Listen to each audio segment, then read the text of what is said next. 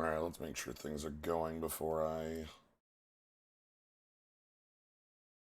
swap windows. Okay. Okay, good.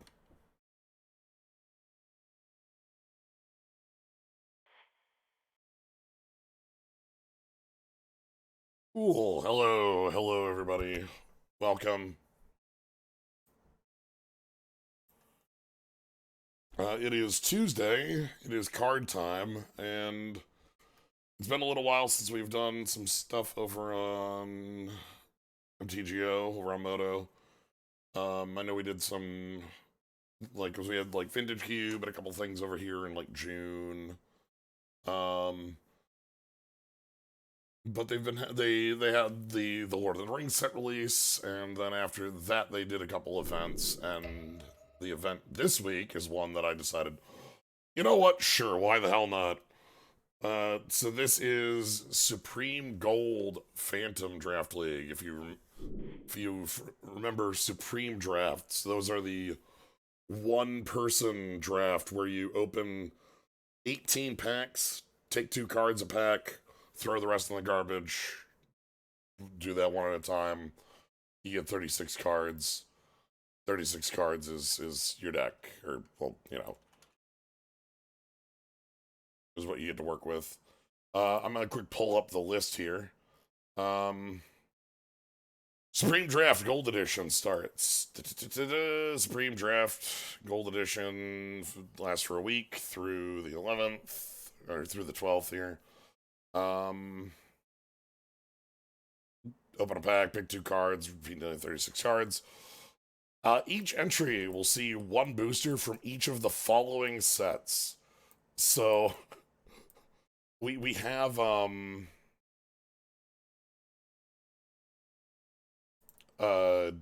18 boosters, and from what I'm seeing on the list here, we get one of, I don't know if these are in order, but Invasion Planeshift APOC, Ravnica Guildpact Dissension, Shards Conflux Alara Reborn, Return to Ravgate Crash Dragon's Maze, Guilds of Ravnica, Ravnica Allegiance, Shadowmoor Eventide, Khans New Capenna.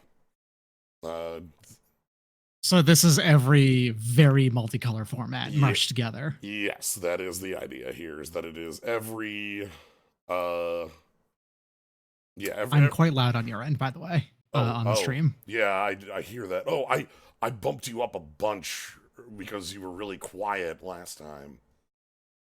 That's interesting. I didn't change anything. You're still quite high. I put you back to 100% and you're still, well, let's see if hold on. Let me double check my audio then, because that might be on my end. Hold on a second. Yeah. Because, yeah, I've got you back down to normal and you still sound louder. Let me double check to make sure that everything's set on my end. 3Gay Emus, thank you for the sub. I appreciate it. Let me... All right, pulling up audio. That is on my end. Apologies. This has been my fault the whole time. Oh, well, good to find it.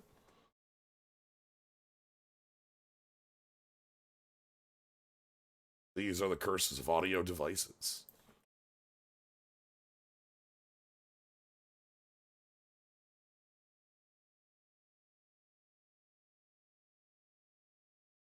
All right, I fixed it.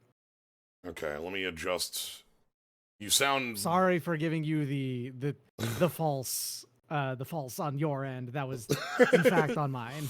Okay. And you want to know, I didn't actually do anything. The problem was that I had accidentally launched a program yesterday, I want to say. Oh. And then here's the thing. I have G-Hub installed because I have a mouse that has, programmable buttons and everything, right? And it uses that because it's a Logitech mouse. Problem, fucking, they will not relinquish the fact that the Yeti is hooked up to that as well, which means that every time I launch this, it completely destroys my audio settings for like just a moment until I go into there, I click enable blue voice, and then unenable it. I had to literally flip a switch for it to fix itself again. It doesn't. Nothing changes, but you never launch But programs. it works Rookie now. mistake. Yeah, clearly. Yeah. But it works after I flip the switch. All right. Well, glad that one got pinned. But yes, this is effectively every like 18 sets that are made to be very gold. Yeah. And like it's not like there's the easy ones, Rav Block, Shards, Invasion, and as we have to stretch to get to 18, we're gonna have to like shed a more uneven tide or lying to you, that sort of thing. That's not a gold set. No, those are actually close to monocolor sets that you fill up with hybrid mana, right? Like yeah, because they're gold, but they're not. But they're not. They're trying to minimize the amount of colored fuckery you have to do in those formats, not actually go into them. Yeah, there's a power uncommon that for each color, changes how powerful it is at each, but that wants you to be monocolor. Armored Ascension for planes, corrupt, Jaws of Stone, things like that. Those are very much like, okay, I guess in those cases though is like you use the hybrid mana as a way to just fill slots if you end up having to do with them.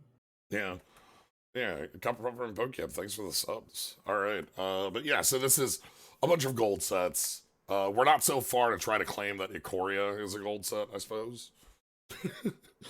I mean, it was a wedge themed set, but I guess it doesn't really count as a full 3-color set, I guess. Well, there were barely 3-color cards in that set. Like that set had major identity crisis problems. Yes, but at the same time, it had the triomes, which even the existence of those in there would actually make fixing easier if they were to include them here. Yeah. Oh, Top Boss, thanks for the sub. Yeah, I mean, we're with this many sets, we should have very little fixing issues. One of the things that you have to keep in mind with this set of drafts, is that it is very like you instead of having 45 cards, you have 36, which means that like you have to be a little bit more considerate on those picks because but it is a supreme draft, so you can pick whatever you want out of those packs. Yeah. It mostly means you still have less packs. Like if I pick like 10 lands, then I'm gonna have to play every card I picked. Like that sort of thing. So but at the same time, if you pick those 10 lands, you can probably definitely play against anything you picked. Correct. So I'm gonna be in and out for this stuff because I am currently cooking, but I'm done soon. Okay. Well, let's get started then. Oh, hello.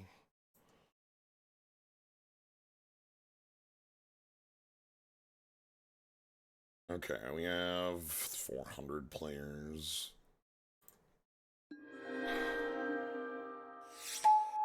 Oof. Well, all right. Serious Reaver, thanks for the sub. Well, we have a first pick. Oh boy. These are really strong starts. Also, Moto is very loud. I might have to adjust its volume a bit. Quarian Dryad, huh? Yeah, so... And FTK. And FTK. Yeah. The part that... So, the cool things here, FTK is obviously, like... FTK is a playable card in Modern Magic, just unchanged. Yeah, I've wished that they would reprint FTK, but also I guess there's still the worry of like when FTK was around, it was way too defining. Like, but I don't know, maybe that's in Modern Magic it wouldn't be. I'm sure, but like if you put it in like uncommon in your limited format, however, that's. I guess, yeah, but anyway, Quarian Dryad was also a defining card. For quite some time, you would cast this with Brainstorms. You would cast this with like Any Any spell really that is any cheap replacing cantrips and stuff. It yes. just becomes very large very quickly. Yep. So, what's the gimmick? All the sets are gold sets. If we take a look at the pack list over here, uh, Plane Shift, Alara Reborn, Guild Pact, Shards, Ravnica, Invasion, Gate Crash, Dissension, you know. Anyway, They're all very multicolor heavy formats, and we just mash them all together. Cavern Harpy, cool card. We can't pick it here. Okay. Sages of the Anima. Sages of the Anime. Here they are. So these three really know their anime, and we'll debate it between the three of them. You get when you would draw. If you would draw a card in start reveal all three. Okay. Yeah. So this is very restrictive on what it lets you do, though. Yeah. Can't draw anything that isn't a creature anymore. Right. Of the cards, forest below the cut. Behemoth Sledge. That's is close to an ass kicking. It's kind of a Loxodon Warhammer. Yes. Cards like Flurry of Wings. This is a very funny card. We have lands. This is a land, trust me. Removal spell. This is another FTK. Target creature with flying and cycling it's on color for what you've currently taken. So yeah. I'm interested in the sledge, and I'm either picking up the Deadshot Minotaur or Sangrite Backlash because this is green-red for +3, -3. -3. Yeah, I see. Yeah. I wonder how they justified the hybrid on this. Like, because back in the day, it was hybrid was something that both colors can do. Mm-hmm. Where does the -3 come from? If it's on green, it's basically just Flowstone. Is the green just makes it a bigger Flowstone card? You know that red mechanic that they gave to blue instead of on to red. I think I'm gonna go with Deadshot. Sangrite Backlash could be good too, but I kind of like the. Anyway, I'm believing in like 3-color nonsense. Ooh, the Hate Seed. Ulashi, the Hate Seed. I love this guy. Hellion Hydra. Okay. Ulashed. So Ulash, the Hate Seed, gets a 1/1 counter for each other red creature control and gets a 1/1 counter for each other green creature control. This is the Gruul Lord as hell, is what he is. Yes. And then you can remove those counters for damage. Also, Scab Clan Mauler is down there. Bloodthirst 2. Yeah. Starved Rusalka. Wild size. We don't have any. I was hoping for some fixing pieces when we saw a Gruul in here, but sadly, nothing like that. This one's a pretty obvious pick because it looks like, you know, this is defining you as Gruul. I wish I could. There's a thwick noise that every time I look at a card, I apologize. It's very dumb, but could go with the Scab Clan Mauler. Could go with Wild Size. Does that count a red-green creature twice? That is the way what it is worded that way. That is why it's worded that way. Yes, it's supposed to count everything. Yeah. Bloodthirst is if your opponent's taking damage, it gets that many counters on come in. So this is either a 1/1 or a 3/3. Like maybe the sledge is a you know, we're looking Gruul pretty nicely with these cards. You could make it Naya pretty easily, I feel like, and still have mostly green and red creatures. You know? Keeper Progenitus and Bull Ceradon. So Keeper Progenitus is Mountain Forest Plains. It costs 4. Yeah, and it's reciprocal too. Below the cut is a Plains. Bull Ceradon, the brick house here is an ancient ass kicker in the vein of more of things like. Charging Ferocidon or this is just has a lineage of like, look, this is just a big hasty creature that kills your ass. I owe this card a Pro Tour qualifier. this card got me onto a Pro Tour, so I have a lot of love for it. Magma Spray is also like fine. This is very bad fixing. We have all these multicolor fixing sets. I'm not willing to go this deep. This goes -1 to give you a, land of any color. Uh, Cathari Screecher was a good creature in this form. In this, Agony Warp was an incredible card. Just base. Use it as a combat trick. Infest is still a sweeper. But I might go with the Magma Spray. Hopefully that I don't know if that'll make the setup, but we'll end up seeing. Below the cut is a swamp. No fixing of any type here. Slaughter Games is part of a cycle of uncounterable spells. This one is Cranial Extraction, or Memoricide. Thought Flare. Drudge Beetle is just filler. There's... Even outside of our colors, this isn't looking like it's got a lot that I'm super interested in. The Beetle is like... When like a 2/2 with like minor upside is like what our best card looks like in here. That's kind of sad. Yeah, like grab the Racketeer or maybe Eyes in the Sky. Eyes in the Sky makes a 1/1 bird and then populates to copy a token you control, which minimum will be Eyes in the Sky. The Drudge Beetle has Scavenge for 6. Scavenges, pay that in the grave. Exile the card, give a creature you control power worth of 1/1 counters. Yes, if you resolve Slaughter Games, you'll get to search full library. These days, when you have effects like this, they come with like a refund if you hit like a pair in the hand or something like that. Alright, I'm gonna take the Populate in case we get something more powerful. I don't really care too much on the for me, the white is a splash, so I don't want a 2-drop in white is the reason I'm not picking the Apparition. And we haven't yet seen any fixing for what we're doing, which is something we do need to find.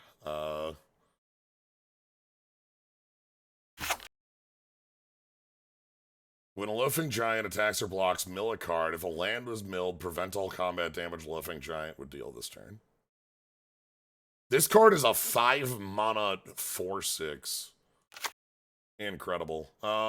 Dismantling Blow kicks ass. Yavimaya Barbarian is going to be fine. This is, we actually care about having the dual color creature at 2. A dual color creature like that will trigger Quirion Dryad and will trigger Ulashed, the Hate Seed. I'm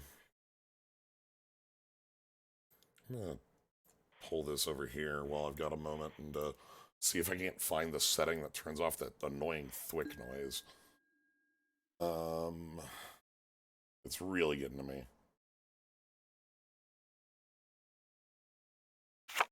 Nope. There it is. Okay, found the thwick noise. Had to pull this over because I'm always worried about it. Explosive Growth is fine. I also don't hate Llanowar Elite because Llanowar Elite would give us a 1-drop for getting Scab Clan online, as bad as that is. Yeah, that's kind of bad, actually. Explosive Growth as a giant growth that, like, becomes a +5/+5 late. Trample on it. I wish this isn't really as good as I want it to be. Like, the problem with that card as Trample on Trick is that it, ooh, Clan Defiance. Oh, shit. Oh, we rolling now. So Clan Defiance, choose one or more. X damage to a flyer, X damage to a non-flyer, X damage to a player. Are you ready for... Oh, wow, we even pulled Merciless, too. Damn. This one's very clearly our pick. Our second pick is... we have a number of choices. Zur-Ta Swine. Here is extremely good as both a body and a trick. Slaughterhorn is also very good as a trick. Uh, it's not choose Hurricane, Earthquake, or Fireball. It's choose all of them single target. Kill a flyer, kill a non-flyer, kill a player. It's not all. It's one of each. Uh, Mugging is like, yeah, it's like shock that makes a creature can't block if it's big. Sunhome Guildmage is quite good if the white ends up being real in the deck, which is still an open question. We're at booster 7 and don't have any fixing right now, and that's a bit of a worry to me. I kind of like the just picking up on, like, on the Gruul stuff and staying that way. We already have a lot of low end, so I think I'm fine picking up Zertot Swine. I also do want the White Splash for the Bull Ceradon, for the Behemoth Sledge. These are both, like, top-end pieces that really look good. Yeah, the Slaughterhorn is obviously good here. I wonder if it's better than Zertos Swine. We don't have any 3s for creatures. It's a question. Croconura is also, like, not unpickable here. A lot of good stuff. This is a good pack. I'm gonna go with these two. Alright, well, we keep our Divine Visitation. Alright, that's very funny. Woodshaper is 2-1, draw a card effectively. Peacemaker is both players gain 4. I'm not really interested in a body like that. I think this is a place where I can pick the Divine Visitation, and then, like, if we end up seeing more picks that work well with it, you know, I know we passed up the Guildmage last pick, but this is a good speculative pick for me. Gravitic Punch is just goes dome. This is just target creature domes. Again, that's probably fine. Like, this pack does not look like it has a lot that I care about. Golgari Raiders is very expensive. Hammer Dropper is... Sumo Woodshaper can cantrip as well, but isn't looking great. The best cards in here are, like, Deadweight...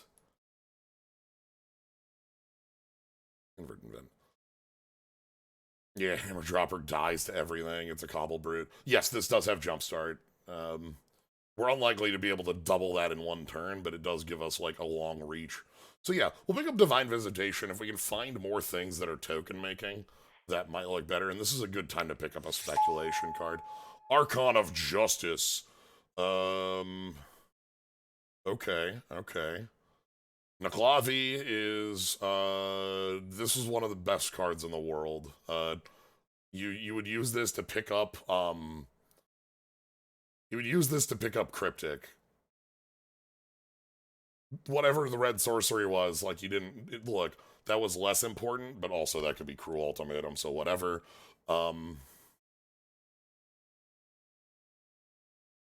Silky Hedgemage gains life on the forest, so that's less relevant. It's the tapped creature. Wickerbower Elder is actually the card in here I'm most interested in. This is both a good body and a piece of I almost said spell trap removal. I caught myself and then I had to say it aloud because Anyway, this is artifact or enchantment removal that we don't have to, like, pay a spot for, you know? Like, it's just fine as is. Unmake a little too expensive on the splash. Sturdy Hatchling's kind of the wrong set. This is okay, but, like, we're not ready. I think, again, I can pick up the Archon. Enchantment Artifact is just magic spell trap removal, it's true. I'm not wrong there.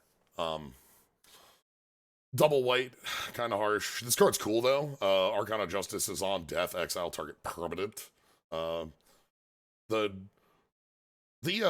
flavor text always stuck with me. I think it was the capital Truth on it. Alright, breeding... Utopia Sprawl, hi. Hi, how you doing? My name's Utopia Sprawl. I'm here to help. Yeah, no, that's real. I have returned, and it looks like you've swapped a little bit to more Naya. We weren't. It's still like so. I picked up Divine Visitation after passing a Boros Sunhome Guild Mage. More of a speculation, and then the last pack had Archon to go with Wickerbower as the most powerful card. Here we're getting Utopia Sprawl as our very clear pickup. This is just so the last one we had that we saw in Shards was like Enchanted Land. It becomes Forest, mountain plains. This is Enchanted Land, Enchanted Forest. It taps for 2, one of your choice. We obviously could pick up Breeding Pool, but nah. We don't have cards that are in blue that I really care too much about. Somebody gets a cool snake. These packs go in the garbage after they're opened. Then nobody gets any of the rest of these cards. Yeah, this is a Supreme Draft, which means that it is simply open the pack, take 2 cards from it, toss the rest into the trash. All right, so I'm looking for Penumbra Kavu. this is the worst of the Penumbra cards. I think just flat. Because it's very expensive. So there's in this set there's Penumbra 2/1 for 3. I forget the typing on it. There's Penumbra Worm, which is 6/6 for 7. And then there's Penumbra Kavu. And then Time Spiral has the best Penumbra creature in the universe, which is Penumbra Spider. Not Spiders deserve it. It's true, they do. Not looking like much in here. There's not any yeah, there's basically nothing I care about in here. Penumbra Kavu's number 1, and then like grab Jilt as number 2, I guess. Like I'm Desolation Angel's way too far on the splash. This card would kick ass if we were able to play it, but Worm's Thunder, you know what? Sure, yeah, that's a better pickup. This is at least like playable as a choice. This is like kill an artifact enchantment and deal damage equal to its mana to a creature. Yeah, this is like you have to work for a hasty hill giant. All right, we got 7 more packs. My spot I want to shore up is here in the curve, and I do want to find some fixing. I don't really care. We're pretty good looking on top end stuff.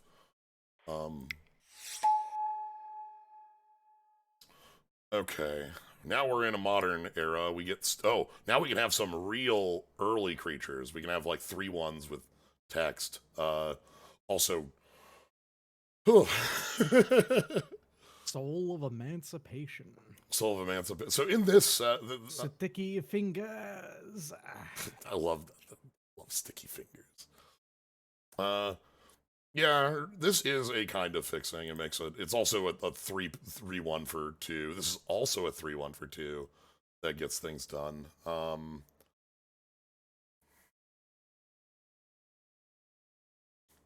Yeah, we're not able to make that work. Security rocks. You're mainly.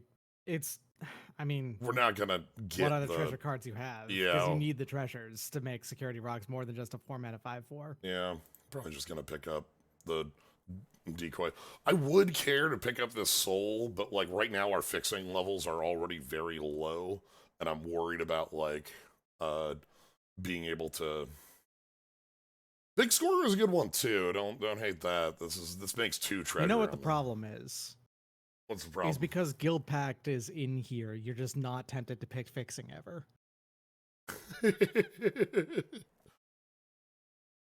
Yeah. I like getting some aggressive creatures. I feel like this is the soul of the deck. Is like. Well, the soul of the deck would be the Emancipation if you could afford it. Yeah. Paleoth is not really doing. Power 5 or greater. You may return target creature card from your graveyard to your hand. Yeah, so that only triggers off like 3 of the creatures in our deck. These archers are fine. Like, this gets a job done. Makes blocks suck a lot. Yeah, when we have a ping. Here's the funny 5-color bit. This card was an ass kicking as well. Oh yeah, turn any creature into a really buff Hypnotic Spectre. Yeah, wondering. Oh, no. This card's 2, so mind rots you every time you get. Yeah, mind rot. I mean, it's supposed to be like make them into a small nickel bolus. You know. Yeah. Yeah, Kaleidostone and yeah, we could pick those two. Wandering Goblins, which like could be fire breathing. Another 2. I might shrug. I know I want the archers. I don't really care what the other one is in here. This one hands off vigilance. Naya's theme in its original incarnation was power 5. Quotes. Yeah. All the other, it's like, we have artifacts in a very large manner. We've got as far as 3-color combos go, I now have experience knowing Naya is far and away the hardest to do anything with. Ooh, here's another. This is another good piece. Nice. Just that. Ooh, Zertra Druid. Zertra you really want. Okay, so Zertra Druid fixes a lot. Is like an extremely good piece of glue. It's gonna be ramped to get us up to this. It also pings for damage, which turns on our older, Gruul card in Scab Clan Mauler. This, as far as like a design goes, is very good at being passing between the two. And yeah, this is alive and well. Should probably be the other pick if I wasn't already picking Unflinching Courage and Zertra Druid. But yeah, it only pings opponents, but it is each. Gaze of Granite is very funny. I think the most common use of this is 0 to kill all tokens. I do like Blast of Genius that you wouldn't pick ever here, but Blast of Genius is a fun card. Real good card. I mean, draw 3 and then a blast. Like, all right, 4 more packs. Hi. Rugged Highlands. I really wanted you here. Okay. Rugged Highlands, great. It's also Blossoming Sands, if you want to just ignore that horrible You know what? and just grab to the 2 this is lands. Yeah, this is probably just where we grab some fixing. Like, our deck right now is earnestly probably one of the best uses of cons in this format, if I'm being completely honest. Well, because we're fixing at common. Well, also we're in Naya, so yeah, and also the majority of multicolored sets have been allied color sets. Yes. So like, it's just fundamentally cons goes a little bit against that curve, especially since they didn't put in the other ostensibly wedge focus set in the game. Yes. Yeah, Horde Ambusher is like cool, but Certified Cat Stream. Hello, Chloe. Yeah, this one's just simple. All right. Rampage of the Clan, Sunder Shaman. 4 mana 5/5 that is repeatable. Can't be blocked by more than one creature, so reverse menace. Yeah, and repeatable disenchant on every blow. Yeah. Huh? Yeah, which isn't something like, we're not like hard up for that, but I'm not gonna say no to that, especially on a body of that size. Rampage of the Clans is like cute, but also like we're unlimited, so this isn't a card. Yeah. Also, again, we're not really hard up for, Artifact Enchantment Destruction between that and like Orm's Thunder. This is probably just grabbing the Frenzied Pharynx. Again, the multicolored creatures kind of win out over other choices just so that Ulash can work a little better. Tower Defense is a funny like choice of a card name. Riot is either hit a 1/1 counter or haste. So it's either a 3/3 haste or a 4/4.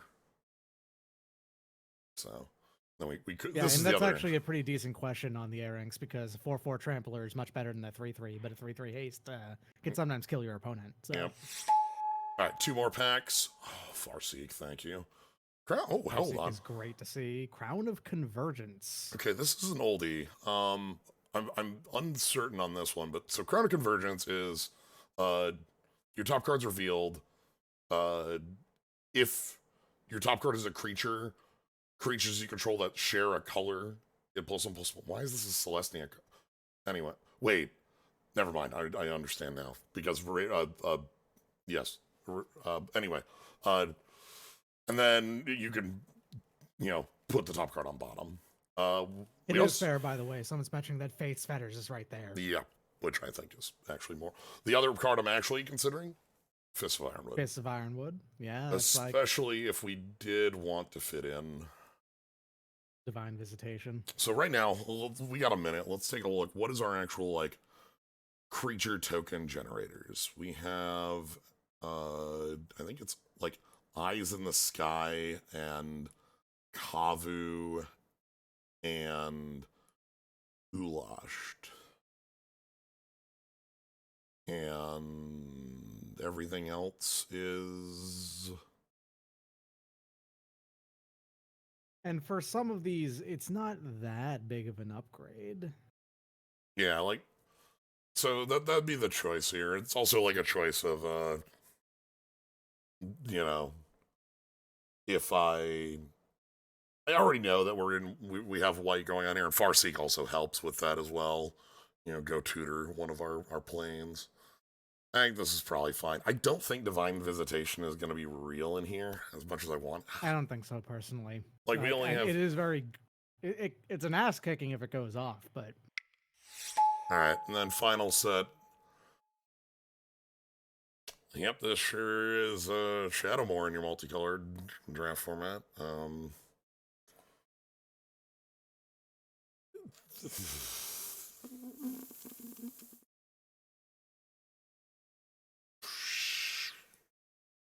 Crabapple cohort. You're likely to get... you're not playing that, though. Wisps. Becomes green. End of turn. Wisps. Wesps. Grief Tyrant, which is a 6-mana 4/4 that when it dies, move those counters. Yeah, the choice of Shadowmoor and Eventide in here over the Ixalan and not Ixalan, Ikoria and I don't know, dragons.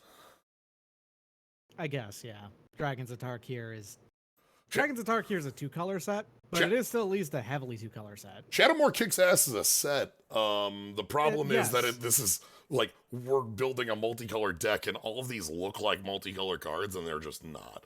Things in this pack like Fists of the Demigod, the duos are all real good. Beseech is another strong one. I don't really...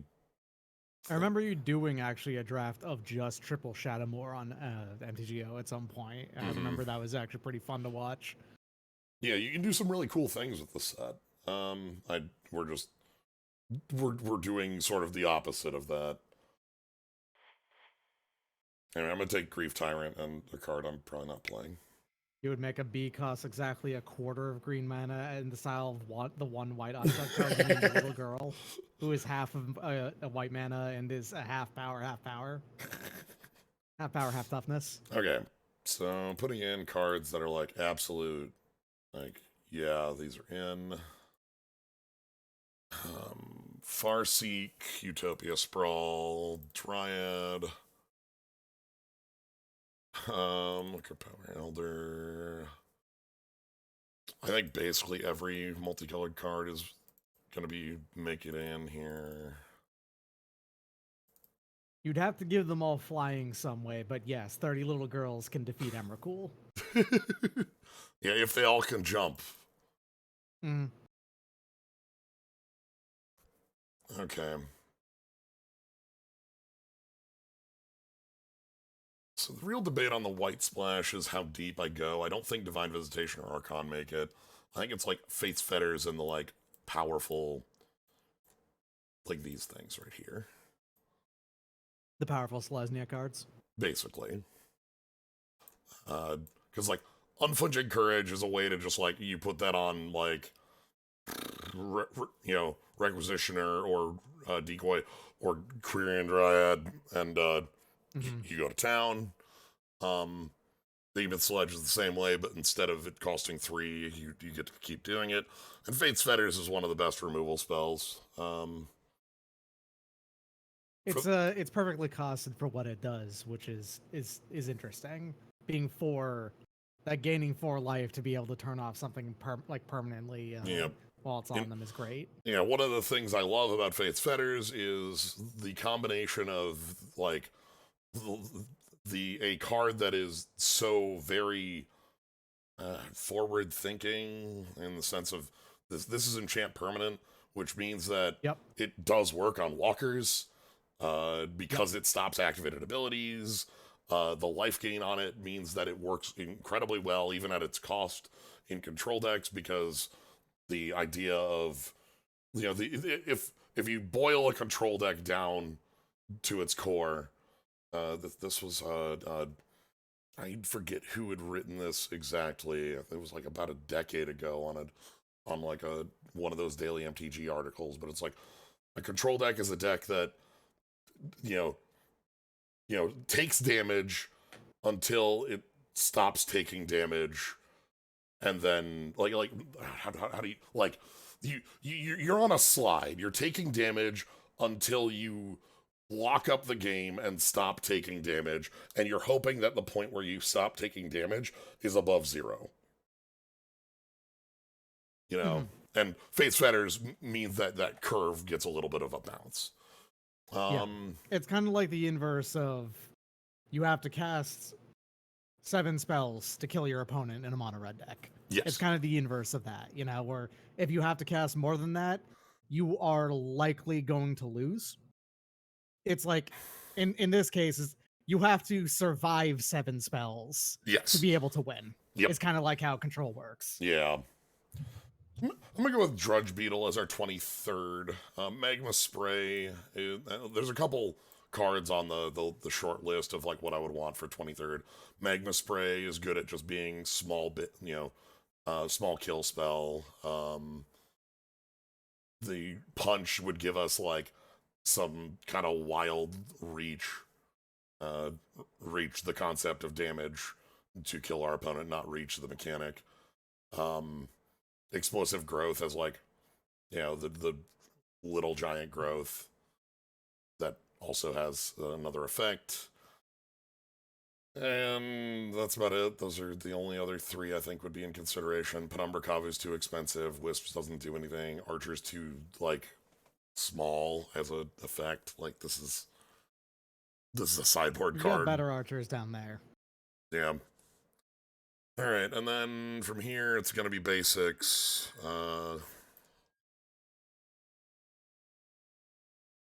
5, 7, you have...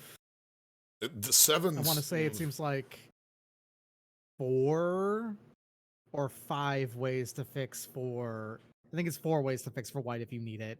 Although some of those are mutually exclusive with also choosing to fix red. Yeah, both Utopia Sprawl and Farseek. Utopia Sprawl and Farseek can do it.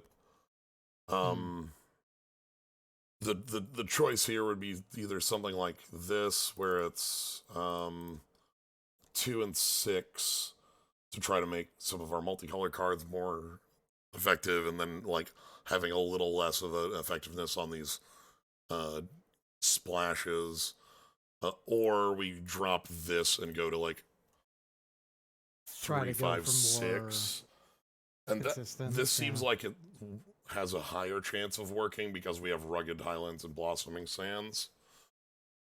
Sad that we didn't get anything really else as far as land fixing. That was something I was keeping a pretty close eye out on, and we picked... I'm glad you picked both of the these were necessary picks. Pack. Yeah. The only issue with going down to 6 forests is that Utopia Sprawl gets worse. It does get worse because it really needs that initial green. Well, yeah, it actually even is enchant forest, so it can't go on the duels. Right.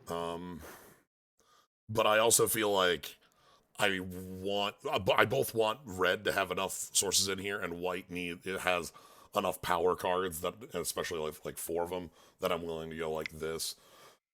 We are liable to take at least 1 knockout to our mana base in this. Yeah. But we're not like, I don't feel terrible about our fixing setup, because, like, Requisitioner actually fixes as well. This creates a treasure, which does get us, like, if we need to just cast a splash card, it does it. Utopia Sprawl and Farseek both do that as well. It's Deadshot can cycle, which isn't fixing, but it helps smooth things along. And our late game is... The late game's actually pretty easy to play aside from the Sunder Shaman. Also, yeah, you've been given a... Oh, I didn't up the mountain. I didn't up the mountain. That was what. Oh, you meant to have equal mountains and forests. I think that's what. This No. is a 6-6-3 now. Yeah, I think I actually want to own 7-5. Okay, 7-5-3. You want that Konami number? Yeah, let's Konami it up. That might be 8-5-3. I forget. I think it's 7. No, it's actually suggested a completely legal deck. It's actually what we ended up going with 7-5-3. Yeah, I did some adjustments on it and left it in a state where I was down 1 land. Okay. If it didn't bring you up to 41, then I do think that like 7-6-3 would be the sweet spot. But that's if you had only basics and like one last piece of fixing, I guess. Our curve is really wacky because, like, it's a lot of 2s and a lot of 4s. Yeah. I'm excited. A lot of 2s is kind of nice. Yeah. And ideally, you skip 3 kind of with Utopia Sprawl and things like that. And we have your dorks. Yeah, we have 3 pieces of ramp in Zertod Druid, Utopia Sprawl, and Farseek. All 3 will jump, and even the treasure can, like, if we trade off, like, we can trade off and then play, like, post-combat Arinx.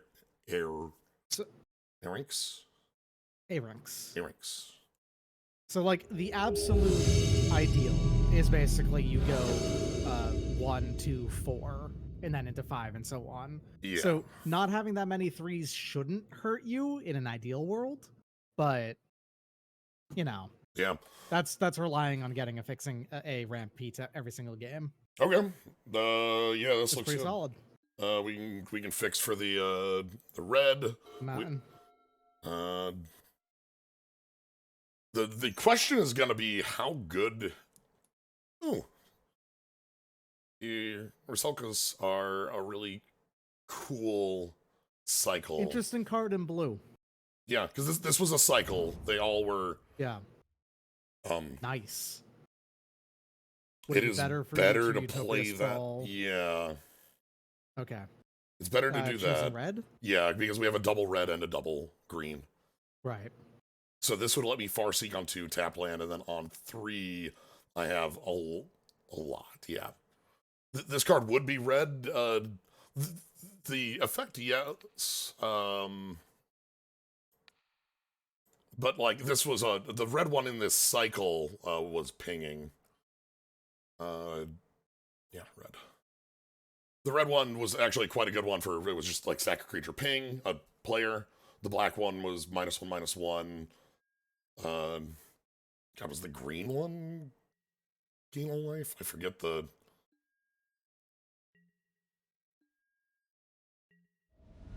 The long and short of it is that cycles do kind of. Ooh. Okay. Interesting. This is a good one. This gets the job done. We've had a couple different variants on this printed over time. All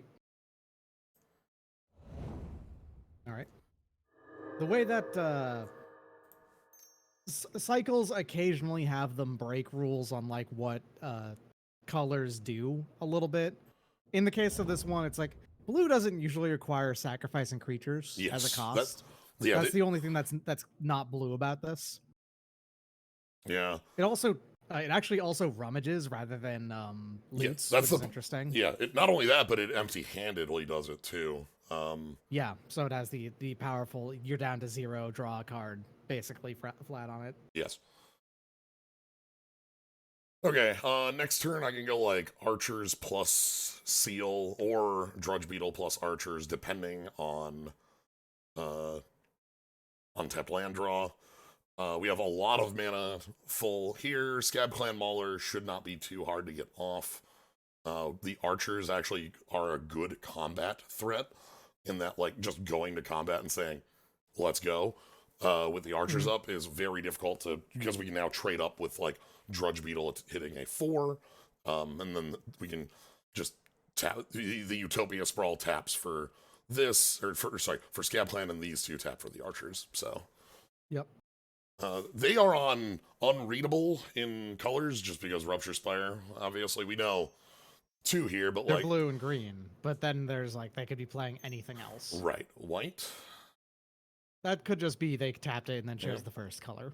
We'll see here if it's, you know, a 2/2 flyer with tap, destroy target creature that dealt damage to you or whatever, and exalted. I don't know. Yeah, like, this is a card I'd even play, you know, in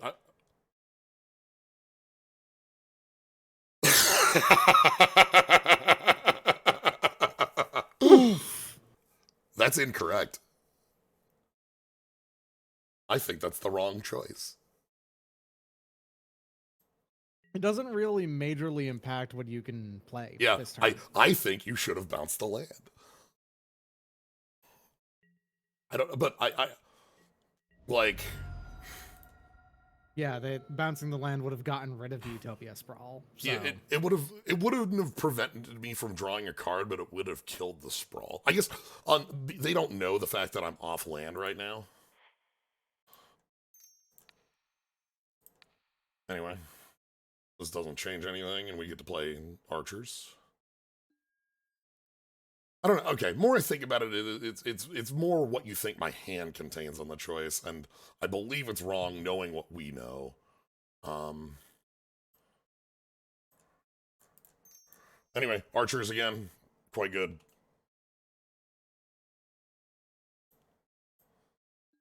Earlier we were talking about reach, as in, you know, the gameplay concept, and not reach the actual mechanic of reach, which had big Dagoth the god, not Dagoth the building.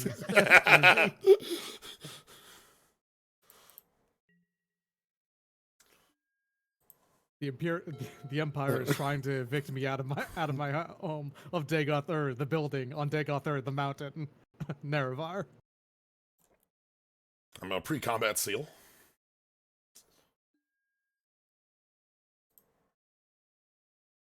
And we're going to attack because I want to Bloodthirst.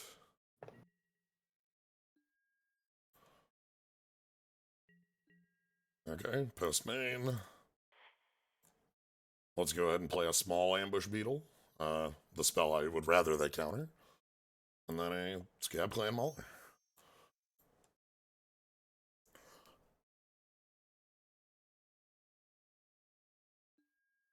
Okay.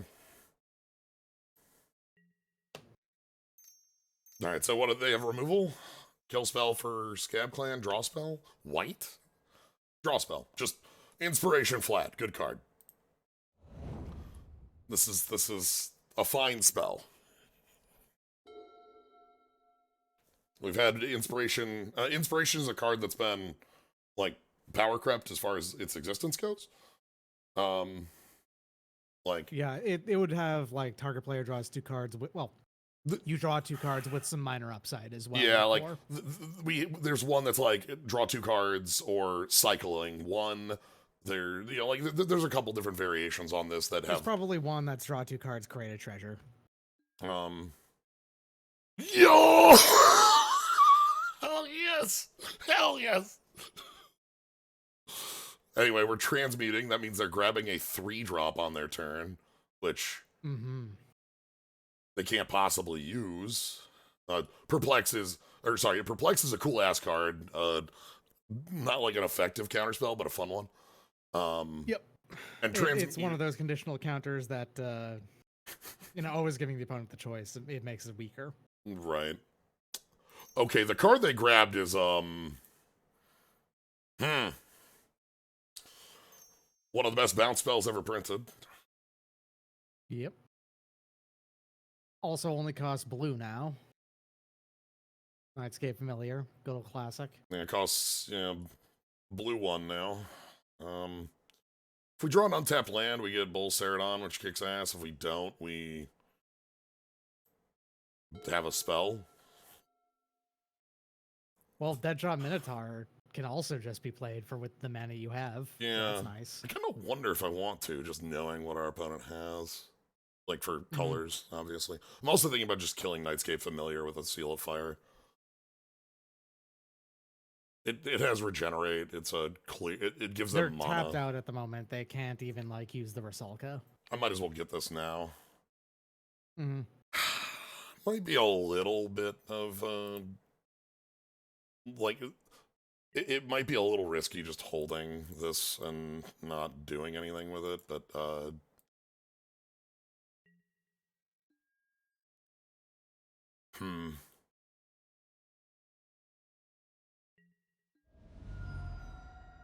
Opponent's at 11. Let's push.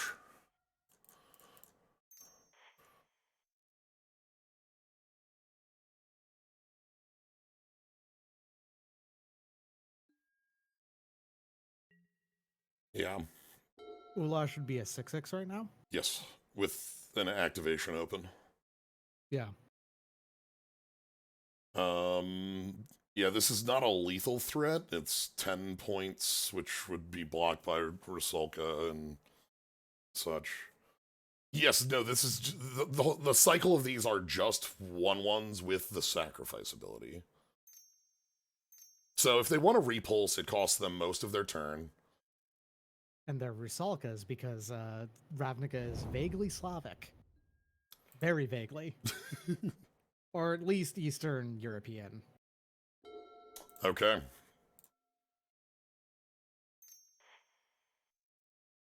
That's gonna really turn some numbers. Yeah. They don't have up repulse mana, and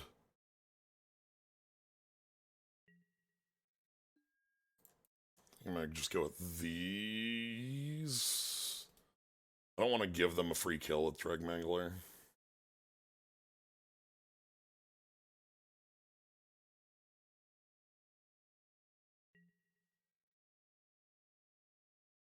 Yeah, it's fine. Alright, and then they get to cycle a card.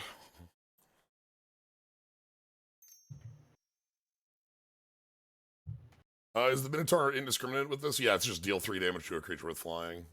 And it's not a May.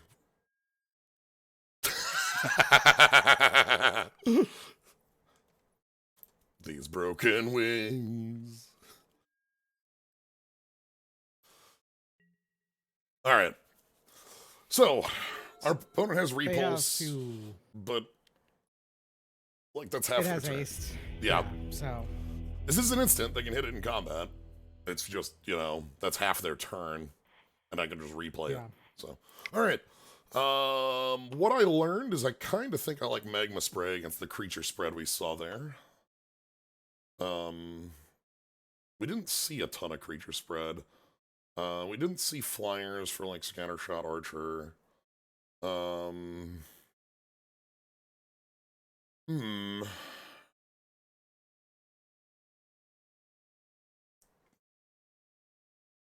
lot of bounce. That is actually a good idea. We might not want to be... I'm fine playing the Sledge, but, Unflinching Courage is a way to get completely demolished if our opponent has Repulse, Consigned to Dreams. That's true. Perhaps others. So that seems like a swap we can make. Yeah, that's probably it. Consign is very good against us, just because it has the rider of top of decking.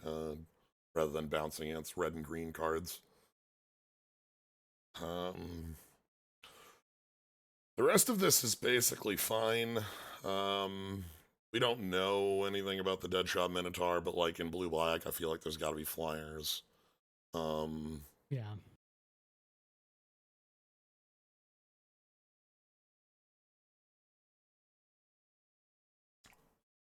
Want to get in the Gravitic Punch? That's a question. Is there a card that would be like worse than that? I'm gonna keep this cards. Wow. All right.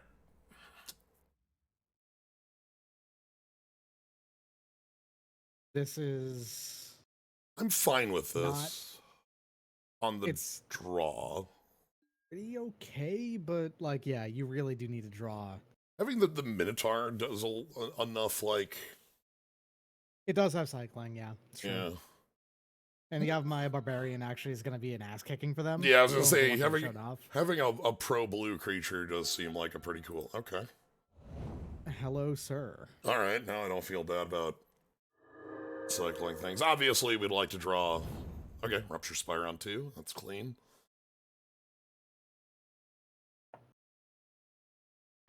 We'd obviously like to draw our third land before... Oh, well. If you insist, deck. A deal third land, yeah. So, now the slide Pro actually Blue. kicks ass. Yeah. Pro Blue creature. Yeah. Pro Blue, you can't bounce that. If we They could need... bounce the sledge, but... Sure. Drug Mangler, that's pretty good. That'll be like a fine FTK. This is a good, like, aggressive line. Like, this creature was, like, really strong because it has Scavenge as well. Okay. Fourth land?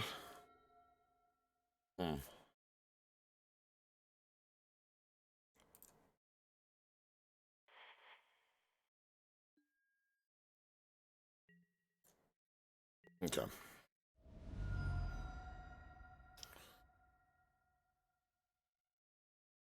Consign on Sledge would be pretty good for them. Interesting. Seal of Fire does a fun job of dealing with that card.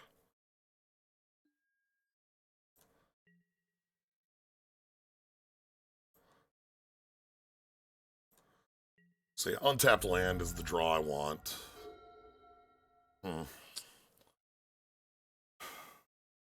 Might want to cycle that Minotaur and get the chance. Yeah, if we fail to get it, then I just play Seal of Fire.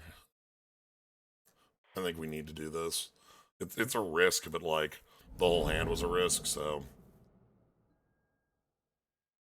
Well, Farseek gets you a land, but it is slow.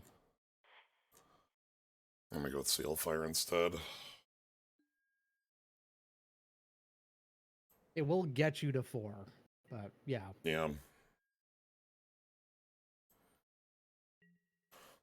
The Golgari creatures here match up quite well against our Pro Blue. They've not... Yeah. Well, they have the Spire, so it's not like they're actually off color right now, aside from maybe a color, but still. We can't afford to get in a fight here.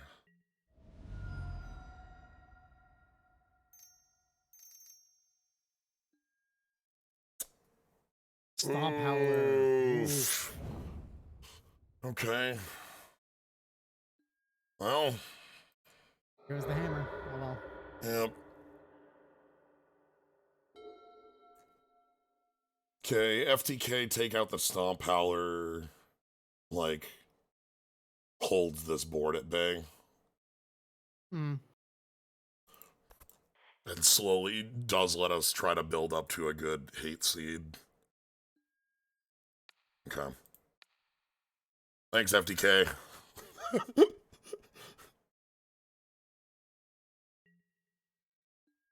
Stealing games since what? 98? 99? 2000? Something around that time. In its era, it was defining. You couldn't, like, in constructed, creatures with 4 toughness were uh, a liability. There was a high thought that Blinding Angel was going to be a very, like, well placed constructed card when it was shown off, and Incorrect. you know, Opponent.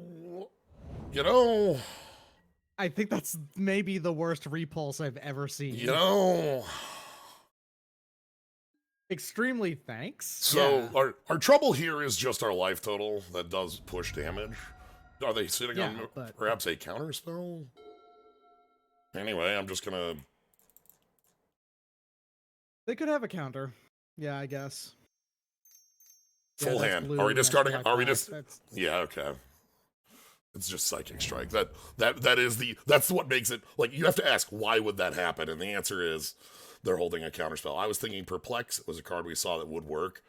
So you block Leech here, right? Yeah. And then when they go to pump it, you just get it with the seal. They'll trade. Like, they just don't bother pumping, right? Like, Yeah.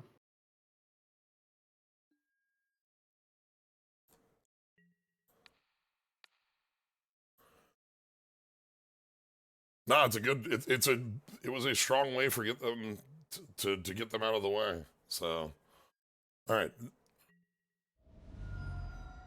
Again, I thought it was going to be Perplex, and I would have been fine with Perplex. For what it's worth, I would have gone for the hell thing specifically to try to get out the seal. If it was gonna trade anyway, I don't need the 2 life, you know.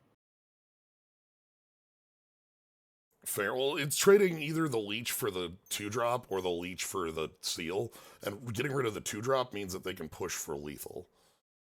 I suppose so. Thank you for cycling that. I didn't want to get owned. Please don't own me online. Please don't. Thank you. Thank you.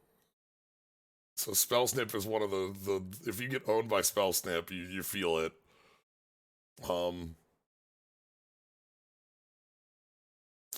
Luckily, they don't have Spell Snip up anymore to counter my 3-power creature, which is very important.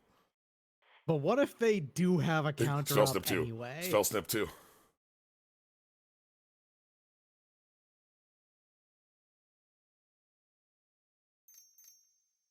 Perplex. Okay. Effectively a mana leak. Yeah, alright. Alright. We're also in the situation where Ulash is quite bad. Does not count itself. Yep. Good old 4-mana 0/0. You know what we call that? We call that a Tobal Field Deed. Yeah, that is indeed.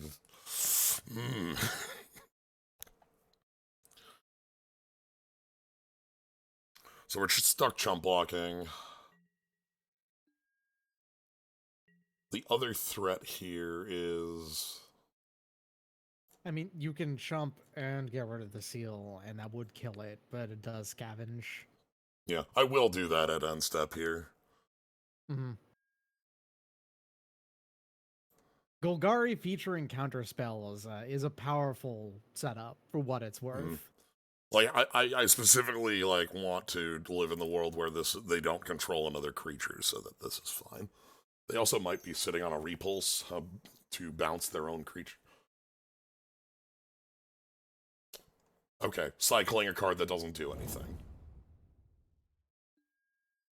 The +1/+1 doesn't save it. They just want this out of their hand. They want the cards. And there's no way for them to play it now because there's nothing in play. So Wickerbow Elder is a creature you can play, I guess, yeah. right? 2 cards in hand for our opponent. And we have the Beetle in the grave as well for pickup. I want to get that Farseek down. Land, 2 cards remaining. Hopefully it's just some bounce or kill spells, because they chose not to play a creature last turn. Though they did draw a card at end step, so... Okay. All these are lands are a fine draw when your hand does contain An X-Spell. an X spell. So let's grab some more red sources, and you can't remove the counter without a target on this either. And if we scavenge onto it, we lose the counter because +1/+1 and -1/-1 counters will obliterate. Alright, well, they already played Dreadmangler, so another hasty threat is hopefully not on the table. We'll see. Plant Dog.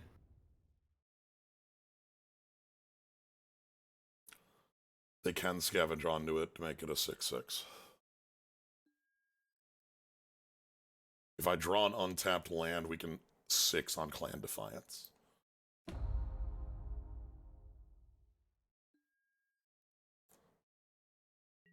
And all lands in our deck are untapped lands at this point, so. Yeah. You.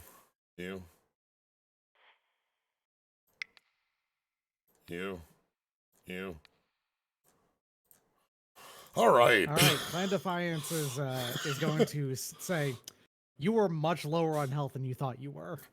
Mm-hmm.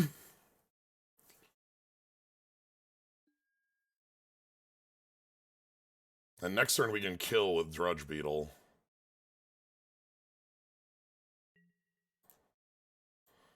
We have our own Scavenge. They do have a Scavenge too. Moss Dog has a 6-mana Scavenge. Though, I don't know that they really... I don't know. Burning that Scavenge is a cost, because, like, a 3/3 was lethal against us. Okay, Transmute. Do they have a 3-drop that kills us? Do they have another Dreadmangler? There's no way. They only open 1 pack. They can't have 2 copies of that card. Do they have another 3-drop with that's haste? Or do they have, like, a black spell that hits us for 3? Villainous Wealth! Your opponent's a genius. Oh, okay. Your opponent's a genius. All right. That's a 3-drop.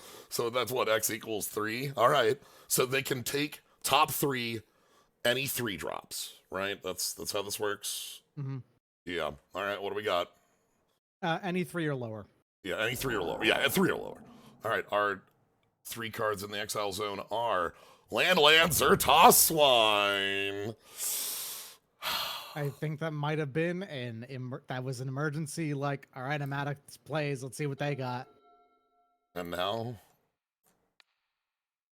Thanks, Drudge Beetle. We turn that -1/-1 counter upside down. And the game is ended. Villainous Transmute for... God, Transmute for Villainous Wealth is a real cool play, though. That kicks ass, you know? Because it's like, what 3-drop would be good here? Oh, shit. Like... What 3-drop would be good here? A 3-drop out of you, basically. Yeah, hey, but listen, yours. The fact that you don't have that many 3-drops actually paid off. Yeah, I was gonna say, like, we don't have any, like, Bogart Ram Gang that would have killed my ass, you know? Mm-hmm. Yeah, real respect on our opponent.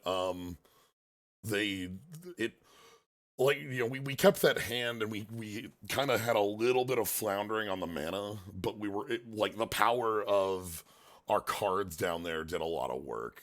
FTK alone saved our life, you know? So...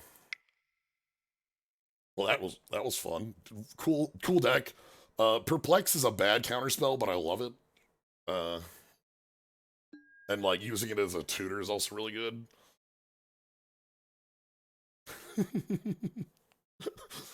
Perplex to go. I think the thing about Perplex is that while the counterspell side would have been good at 2, the Transmute would have been too good at 2.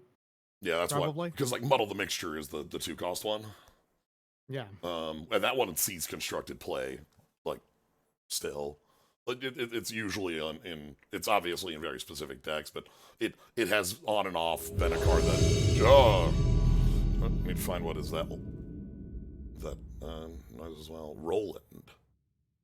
MTGO just kind of sneaks sounds back into it every now and again, huh? You have no green, but green is your most likely draw in the entire deck. Yeah. The problem is we're dead in the water without it. Yeah, we super are. Okay, mulligan, throw a forest This is back. actually bad. This is fine. Yeah.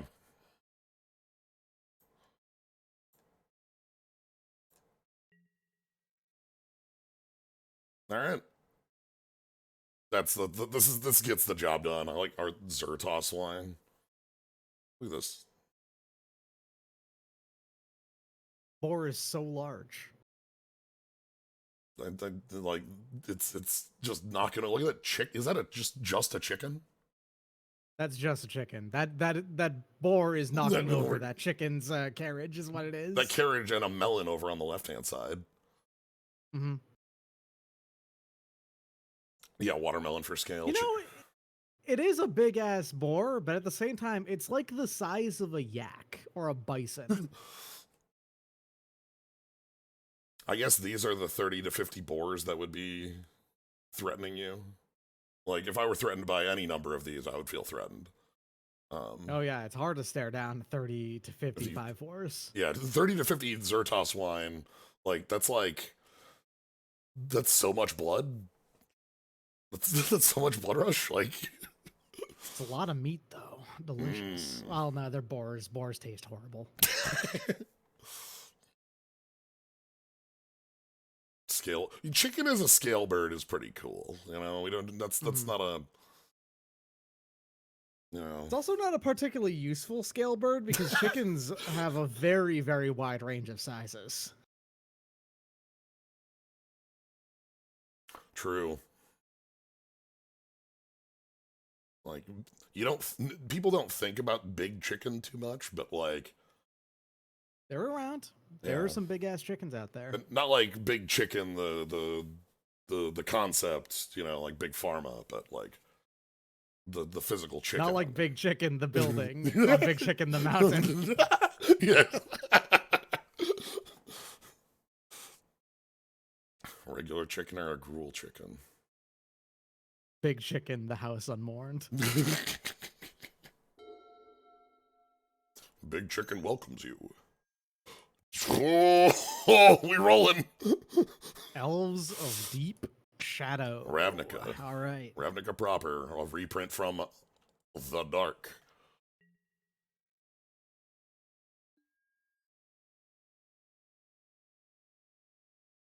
Phyrexian chicken.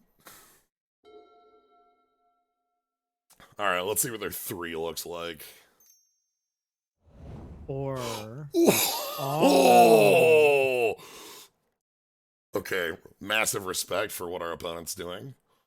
Your opponent is playing just Ravnica instead. Like, decided, hey, get rid of all the other stuff. All those other packs? They didn't play anything. Okay, I was fully expecting a 2-drop. Yeah. I'm gonna play the decoy out because decoy like threatens whatever 4 they try.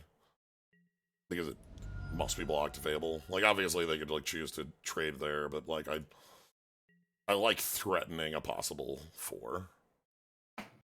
Damn.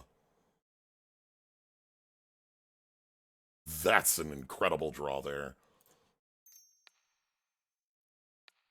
Because it doesn't. This is ramp that doesn't even interrupt our plays. That's how strong Utopia Sprawl is. Mm-hmm.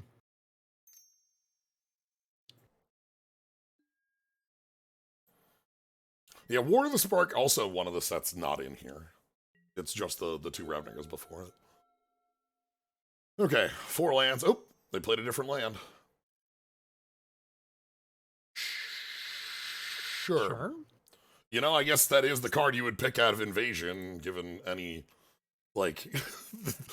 any opportunity and you're playing blue. Yeah, like, Repulse... if you didn't get it, it's early enough to be convinced to play blue because you picked it. Yeah, one of the things we talked about when we mentioned, like, Inspiration, and we've talked about, like, cards that have been, like, you know, power crept by like, oh, like, or like, you know, there are just better versions of this that exist.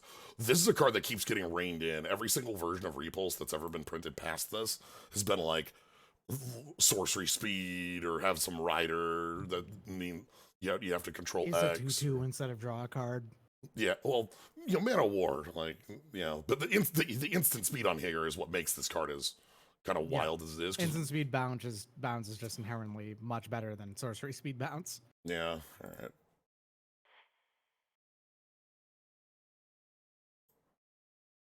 Only cons of Tarkir. There's no Fate Reforged or dragons in here, I believe. Only cons. Ravnica. It feels weird. Yeah, it's like these were both our picks from the one Nuka Penna pack.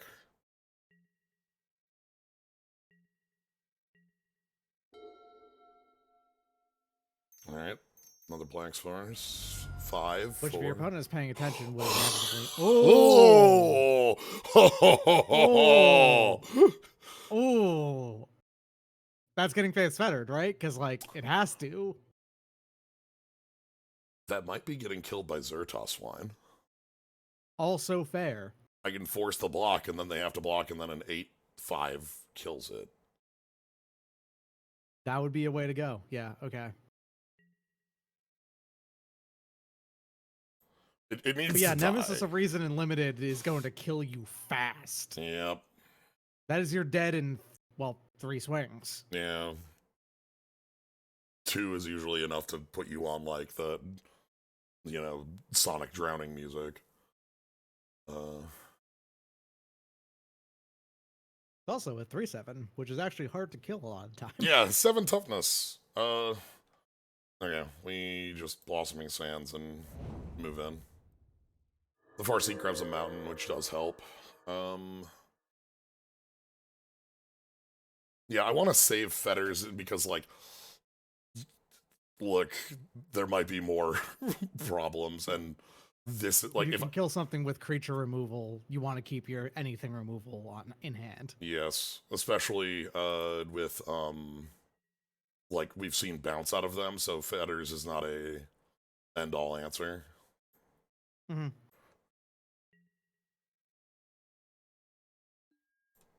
All right, hi there.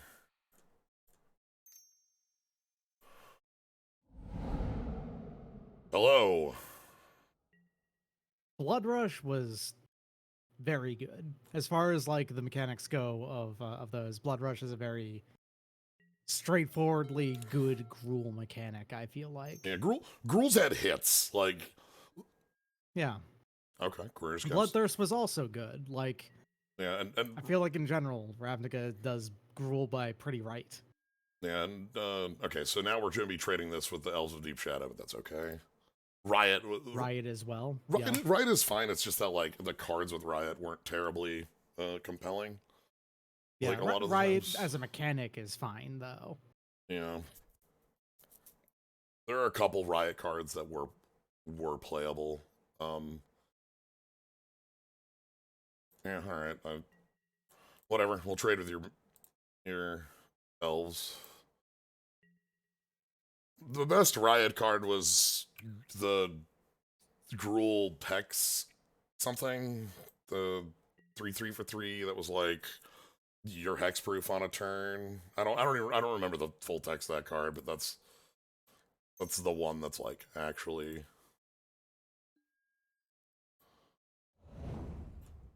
Long and short is that Riot is a mechanical variant on things like Unleash, and Unleash was also like it played well. Yeah, Unleash again, not terribly constructed mechanic other than Cackle, but okay, so they can crack the capsule. They got a second blue to make that easy.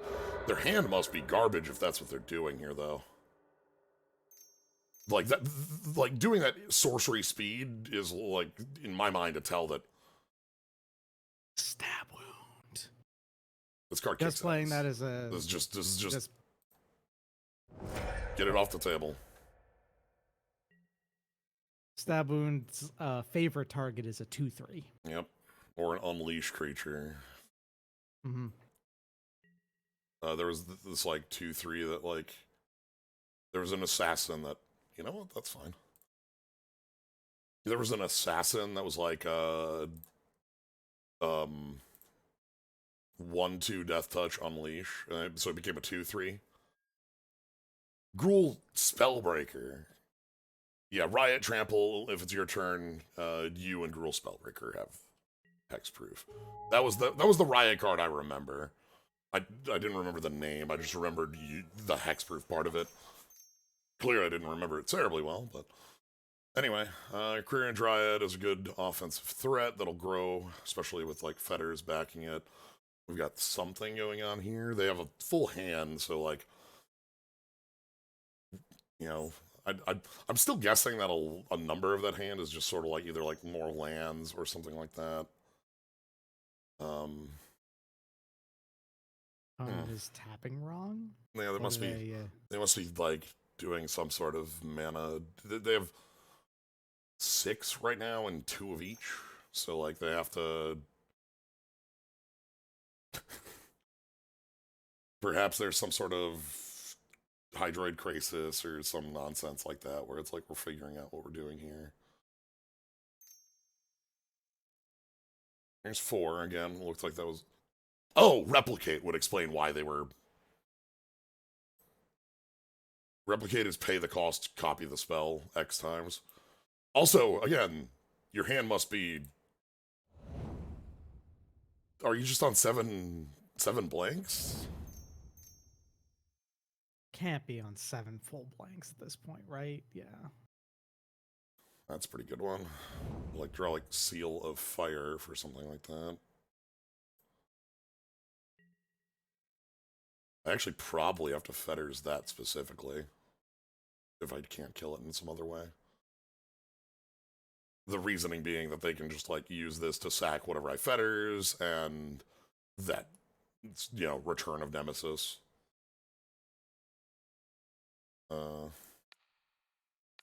Yeah, I'm not happy about the play, but I think it is the play.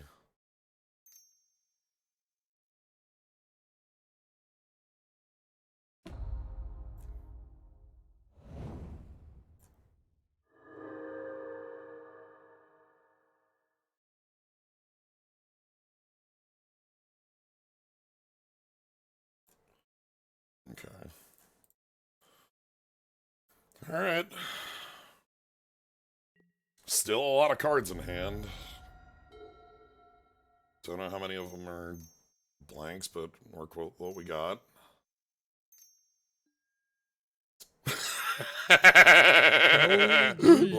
All right. Zombie Outlander. All right, Outlander. Ah, cool. Thanks. Target. I don't want you drawing 2 cards. That's one of the good ones. It's not like a clue stone.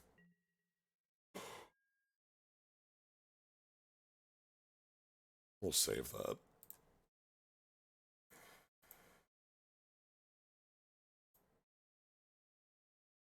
Makes the Dryad pretty beefy. Yeah. Can't do it this turn if I want to kill the... Oh, do we have a... Counter unless you pay 6. Well, I guess that means you get to play the courage. Yeah, I guess we're playing the courage and attacking instead, yeah. Alright, Mind Static! But trample and protection interact weirdly, right? You get your trample, it's just weird. Yeah. No, I'll not pay for that. No, I would not pay for that. I put this on the beetle instead. Lets me attack with both.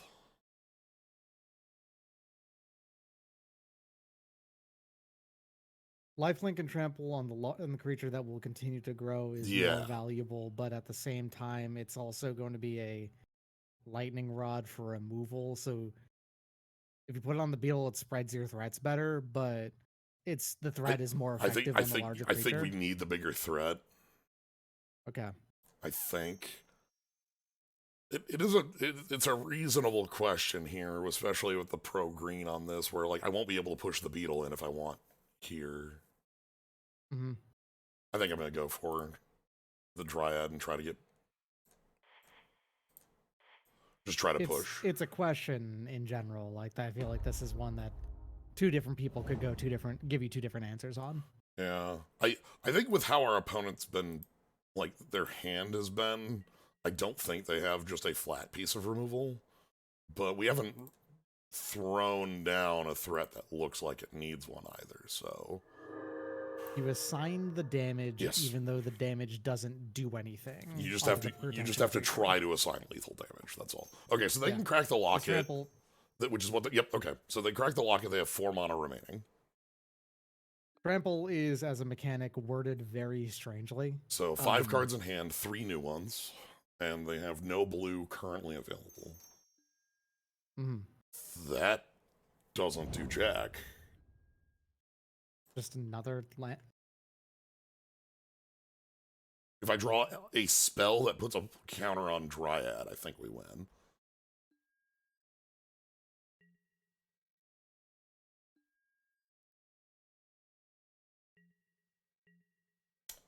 Well.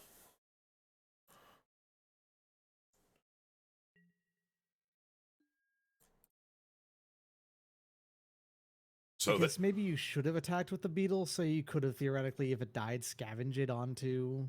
Yeah. So here they have to block like this. They'll die from trample otherwise. And now this means our opponent's at 1 and we have 2 lethal threats, is the idea.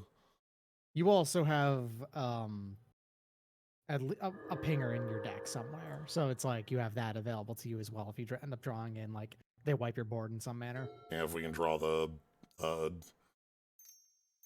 Zertod Druid. Zertod Druid. What is this, 5? Bounce Cascade. Alright.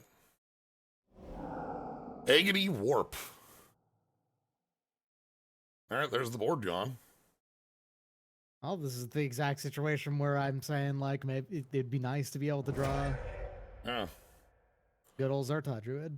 So, again, Quirion Dryad at 1 there is still a lethal threat. Hey, Overgrown Tomb, how you doing? Oh, they should have paid for it. Alright. You're also at 29 life. You're we have time between the Faith's Fetters and that. Glen Defiance also just wins. Yeah, no, that's just game. I'm debating unless the best way to. it, so I'm debating the best way to resolve it. I know. Bait out counter first. Just see what they have. You.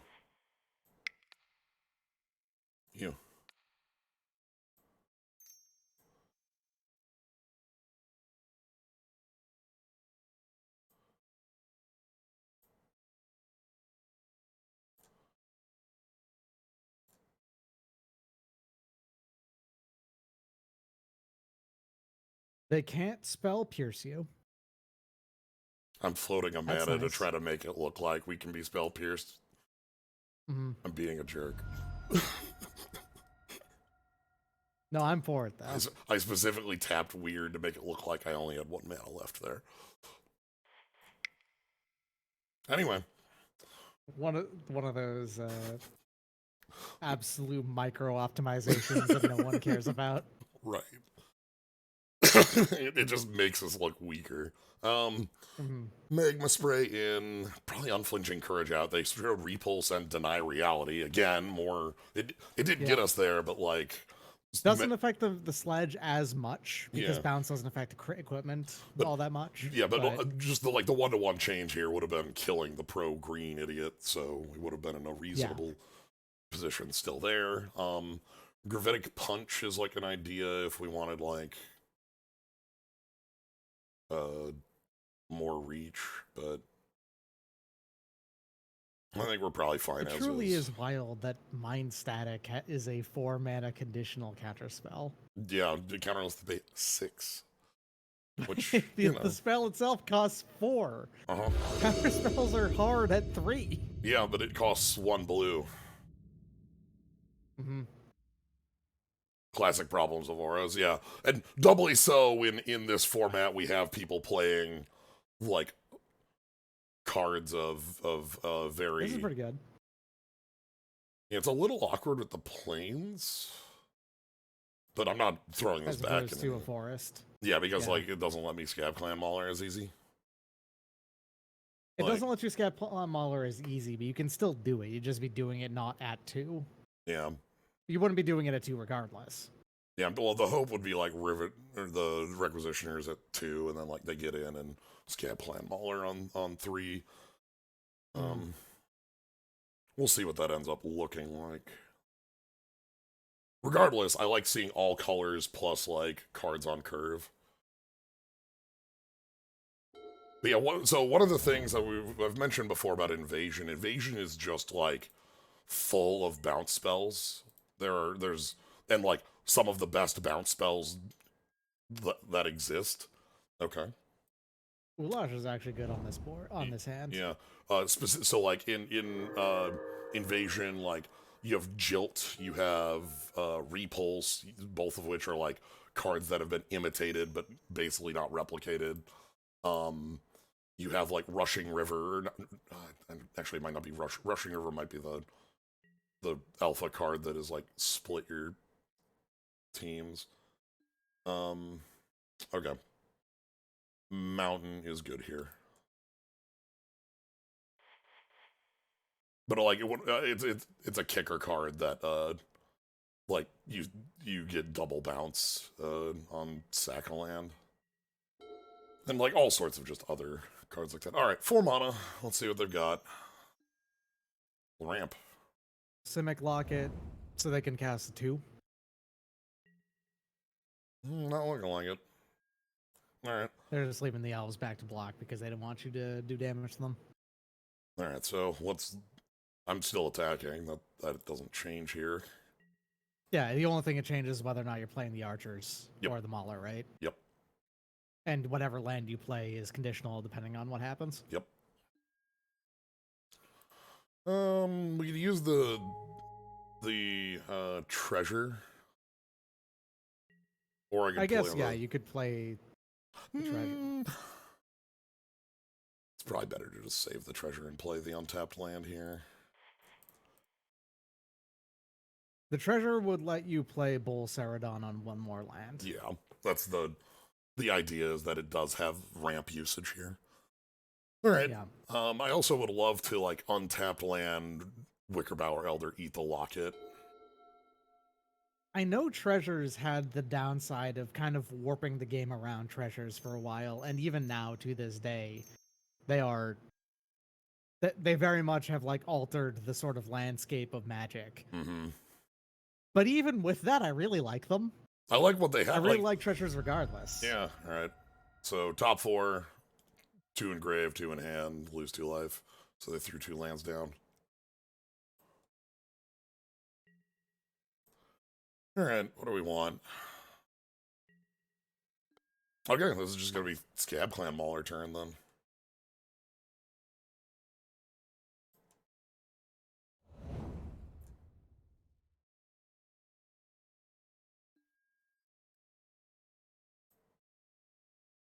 Like if they just had all these cards say like then create a lotus petal. It's like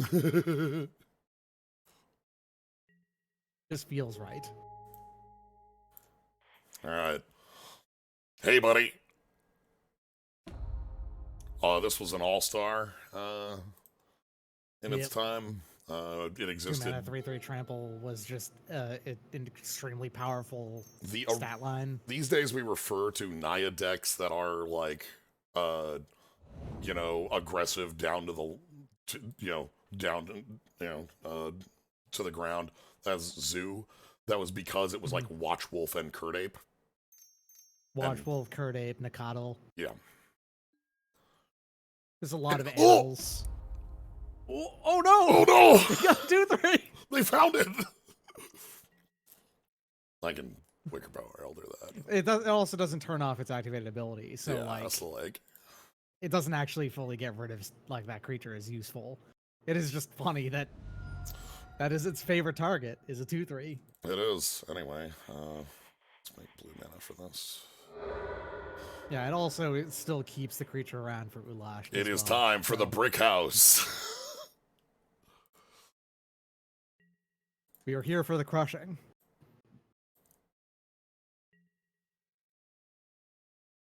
Yeah. That's not.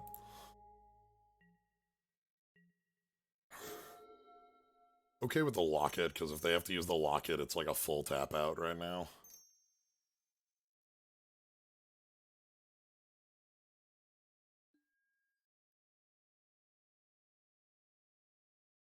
Look at that turtle. Holy shit. God.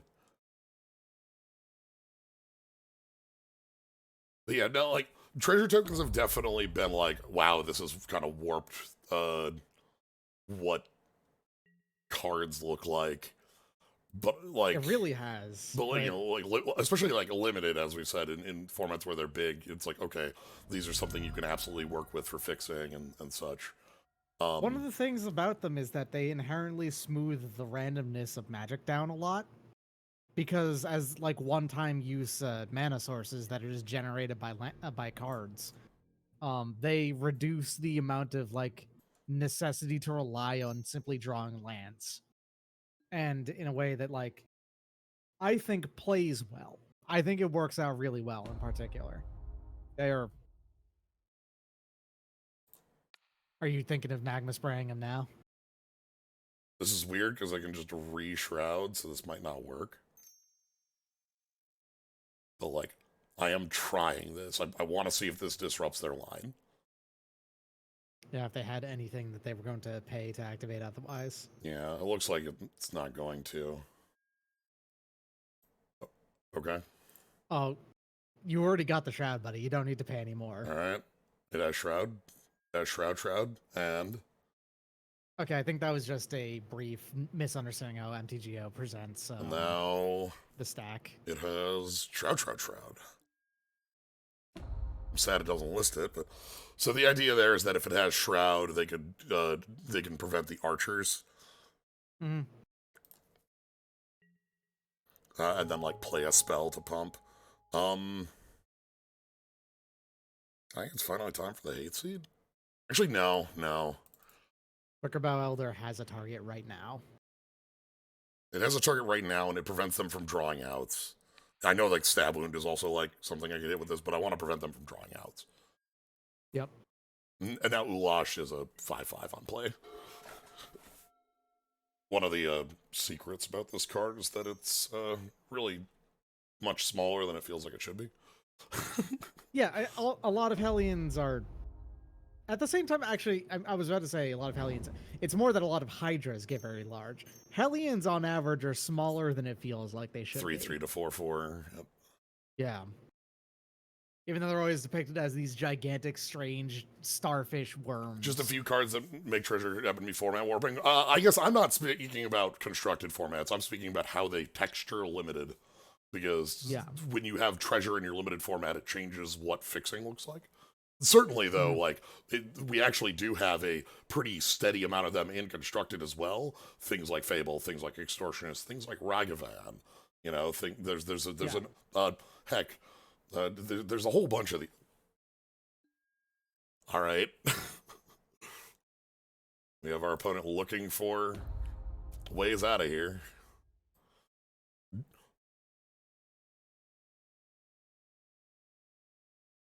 Gotta love a kicker variant.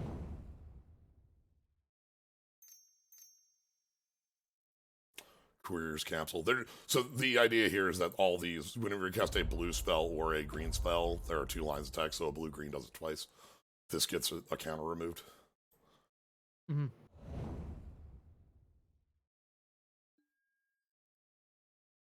They've done a lot of work to make this hatchling pretty big. Yep. It's still not big enough to block your 5/5. Yeah, I can tread. Anyway.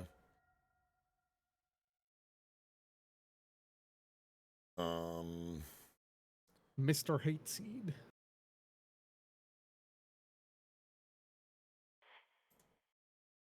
Yeah, like this, because I need to leave up archers.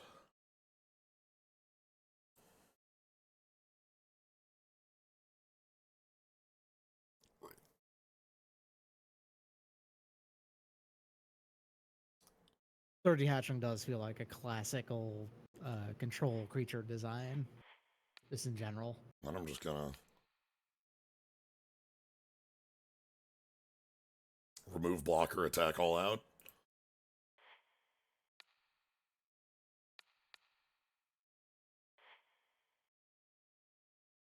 They have one black or green. Yeah, that's nothing that they could play to block everything here. All right. Thanks, Ulash. Good friend. So I'm glad they showed up and managed to win a game. yeah, not That's only nice. like show up, but like show up and like affect things, right? Like Yeah. we were clearly in a pretty a pretty like outstanding position. Like but like killing them there means they don't have like the cards they draw off capsule plus like a reasonable body that trades with our 5/5, things like that around. Yeah, Hellions aren't that common to begin with, and yeah, they've hovered around 4/4. It just really feels like I don't know, like it really feels to me like they would be red Leviathans, but at the same time in Magic they would just give that to a dragon, right? When I think of Hellion as a creature type, I think of a creature that comes in and deals 3 damage to all creatures. Like it has a big pyroclave, Yeah. you know, like because there's a couple like that that are like in shards. There's one that has like devour, so that you can eat your creatures that would die, and then have it be big enough to survive the explosion. There's the one in Urza's that was also like a playable sweeper type card.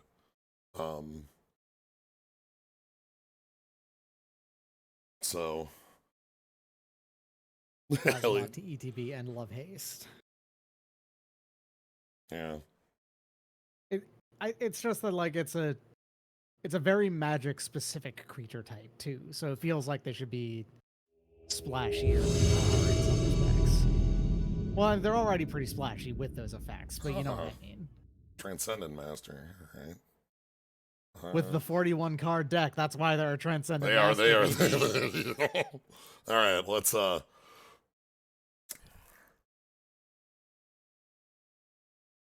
It's slow. Scab Clay Mauler as a Mauler sucks. It does have all colors. And you can play every card in your hand. I feel like this is a hand that's going to get flooded out. Yeah, I'm worried about that too.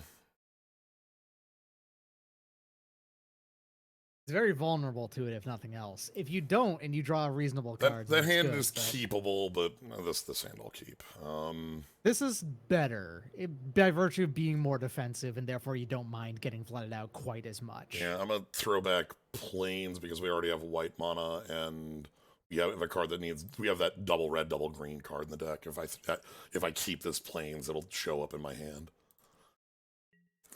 Yeah, that hand was keepable. There are definitely like argument like that is a hand that thinking it's about it, keepable but bad. But the then problem, you could have gotten a better 6. Yeah, the biggest problem is that its early plays are just like unusable. Like if you have to play Scab Clan as a 1/1 note, 1/1 with trample. Oh boy, everybody loves Defiant Elf. Like, ooh, that's one of the better things you could get from Shadowmoor, because that is helpful for your multicolor deck.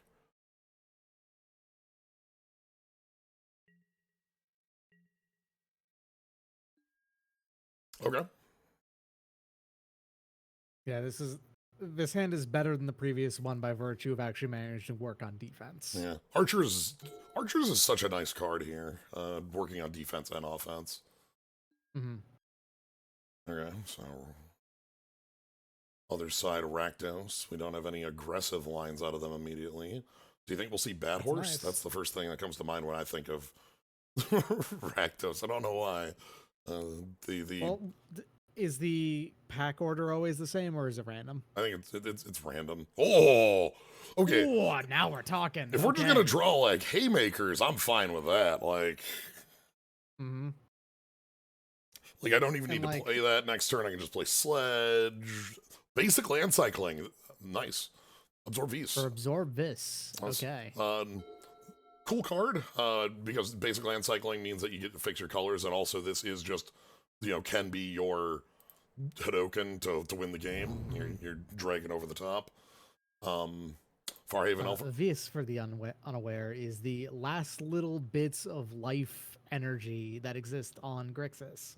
when no green or white mana is allowed to exist there. Ooh, Opponent is yeah. powerful. Okay. Be careful. Okay, we have powerful removal. So here's the thing. It is also theoretically possible that they're not actually playing red.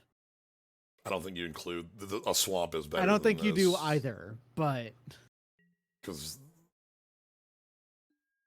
okay, well, 6 cards in hand. We have a couple pieces of strong removal, and we also get to like push hard with archers or any other. Flame Tongue Kavu carries the day FTK as well. carries that sledge really well. Real 6/4, nicely. beautiful. Not only that, carries it well with like archers backup too. Like archers lets your trample be more effective because it. Yes, come on. All right, 5 color, 5 color. Great Lord. Let's do it. 5 color, fusion elemental me or something.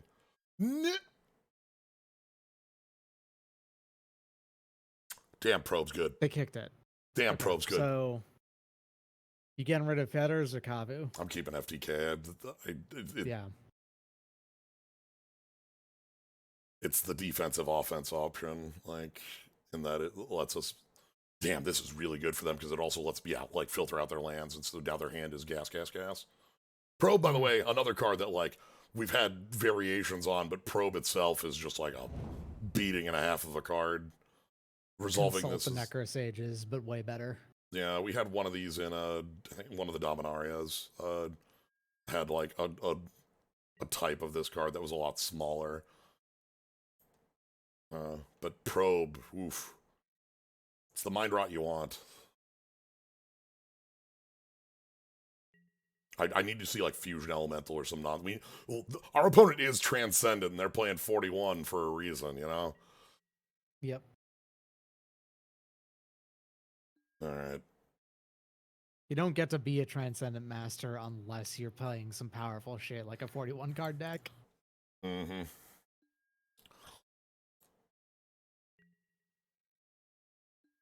The 41st card for Genesis. It's possible.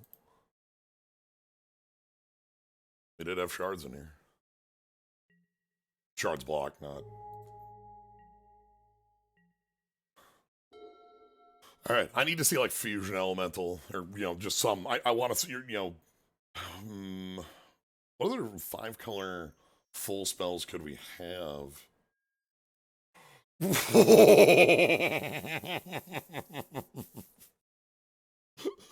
Unliving Check out this. Psychopath. This is a card. This is back in original Rat Block. Dissension, is that the? It's pretty nifty. With enough black, you can kill anything repeatedly that's 3 power or less. Or 2 power or In less. 5 color, that's what the Graven Cairns is for. Yeah. Look at these color requirements that they're playing. Here is a card that they cast off their double forest. Here's their double black. Like, our opponent is like over the top. Like, just.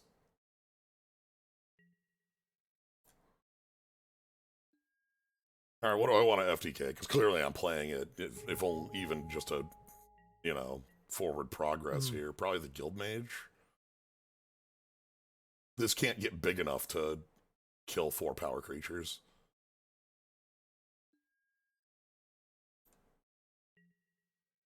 Unless we draw, like, Seal of Fire, which would answer both. Okay. Probably the Guild Mage.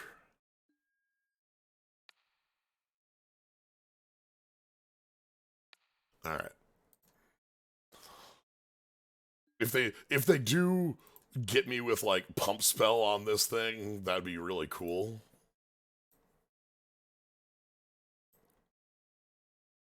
I guess we'll have to see what sort of timeline we live in. Yeah, it cast Giant Growth on it.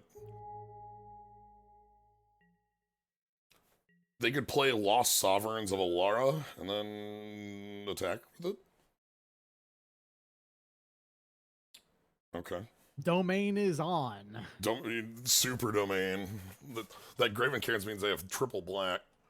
Okay, Branching Bolt, real good card. This, much like, well, we can't see the full text here. Much like our Clan Defiance, this does both.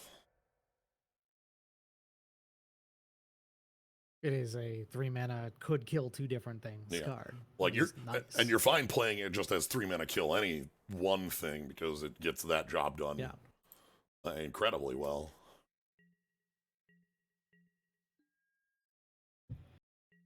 All right. Main thing I'm noticing out of our opponents is that they put in so much work into this mana base and like playing cards that they are failing to actually defeat a 4/5 lifelink trampler. Yes. They're doing their best. Oh. Okay, now that hold up, this could do it. Yeah, we're casting. There's probably some kind of kill spell, right? What do we got?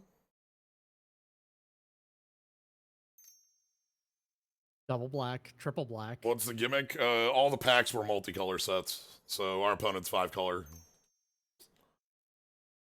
Black, black, black. There is a card in Putrefy the equipment. Oh, that's that actually lets them take you out with the yeah. That's very bad. Path. Yeah. Mm. Because now the Graven Cairns turns that on and they can just block.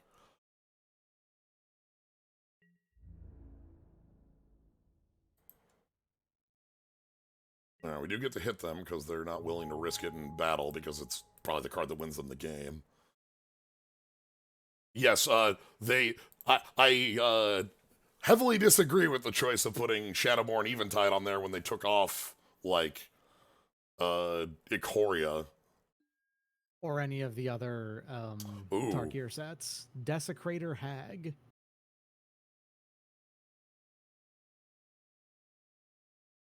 Is Strixhaven in here? No. Okay. Strixhaven's not like a dedicated multicolor set. Now off of the Graven Cairns for double red, they get to cast that. Mm-hmm. Or Power Ranger. Nice try. The thing I was thinking of is like, well, Strixhaven's not like a dedicated multicolor set. It is an enemy color set, and that actually would work with the existence of cons being in here. Yeah, Jungle Barrier's in a different set than FTK. Jungle Barrier's in APOC. Our cards, by the way, out of Invasion, the first pack was FTK Quirion Dryad, which you know. Ooh, Seal of Fire. Okay. Seal of Fire means that you can catch the assassin if you have to. Yeah, so do the archers. The archers mean they basically can't block here.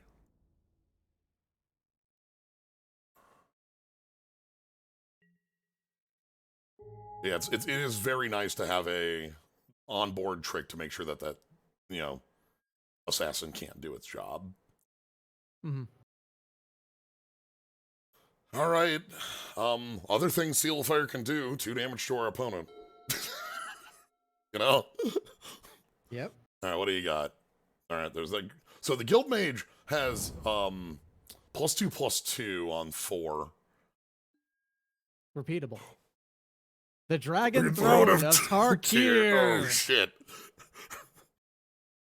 Now we're talking. Equipped creature has Defender and 2 tap. Other creatures control gain +X/+X and trample, where X is this creature's power. Okay. I've seen plenty of Dragon Throne of Tarkir. That is one of the junk rares out of cons. One of the premier junk rares out of cons. I don't think I've ever seen this card before. Yeah, it's well. So cool thing here. They're tapped low, meaning that Seal of Fire can do, work knocking out this Guild Mage, which is probably what it has to do. Because if this Guild Mage sticks, they can just pump this targeted with +2/+2 and then tap kill. Like, easy. Whereas, like... No Altar of the Brood, but also Altar of the Brood kicks ass. I have the one person in Magic history who's lost Altar of the Brood. Alright, can I just draw, like, Clan Defiance and win here? Like, if we can just draw Clan Defiance and win here, that'd be nice. 5/5. Like drawing 5/5s. Yeah, Destroys their Dragon Throne of Tarkir. yeah, if it hits. It also destroys them if it hits them, but Yeah. anyway.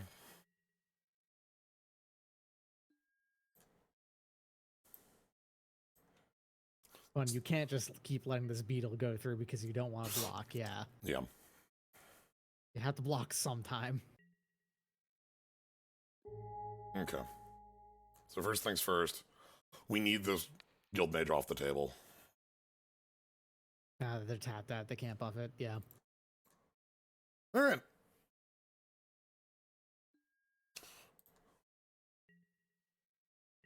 I thought for sure they would like hold the Guild Mage activation because I think the Guild Mage activation was more stronger than Dragon Throne. Like just the threat of it, right? All right, equip. So this does give them 2 tap +2/+2 on Living Psychopath.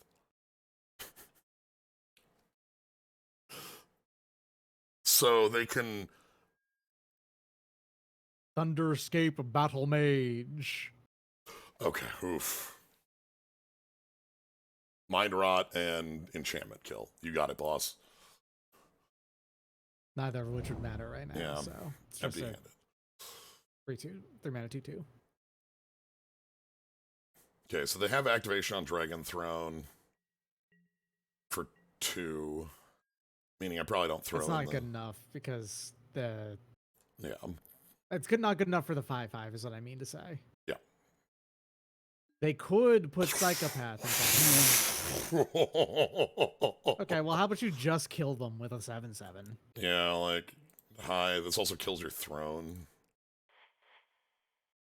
We lose archers. Who cares? Anyway. Also, this can only be single blocked. Mm-hmm. So at best, at worst, they're still taking 3 damage here and losing the throne. Yep. They have no cards in hand either. This is everything's on the board. Yep. And like, I'm not gonna swing it with anything else because they do have the ability to block pump. Like, we just lose our board for no reason. Oh. Dragon Kick-ass. Throne of Tarkir. So, It's a card I haven't thought about in a very long time. Love and Magma Spray with 2/2, 2/2, 2/2 recursion piece. You know.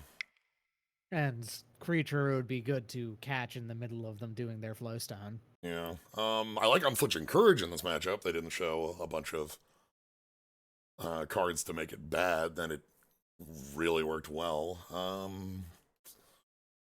Alright. So we get to ask the question of what we want out of here. They could have enchantment removal, but if they're going 1-for-1 on Nora, that's completely fine. They did show the Thunderscape Mage to be able to pop it, but like... Yeah.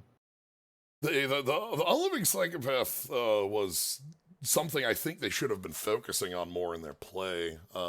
Again, the Gruul I think Guild they could Mage. have used it repeatedly. Yeah, if they knew what they were doing, they probably could have used it at least once or twice to actually kill stuff. Yeah, it's a little aggressive of a line, but like I think they needed to be killing our board. So I'm gonna just take out like our worst creature. At the very least, they shouldn't have taken like 8 damage from that fucking beetle. That beetle should not have been able to get in that many times. Yeah, they had triple black. Like, that's enough to kill the beetle. I mean, maybe they're afraid of beetle getting on, but they could kill archers too. Like, that was the thing. Triple black was enough to kill archers and beetle. Obviously, once we got Seal of Fire down, that... Oh, we had the problem. My God. Yep. If you drew a forest, this hand would be fucking fantastic. Well, nope. I ain't willing to risk it, especially with a 6 sitting in hand. This is not... Oh, wait, no. Yeah. We could keep it Cycle Deadshot Minotaur. That would make it reasonably likely to draw a green, and then once you do have the green, you do have double green. If we don't see green, we're toasted. You are up again. This was inevitable. I did say at the beginning of this we were taking 1 loss to this.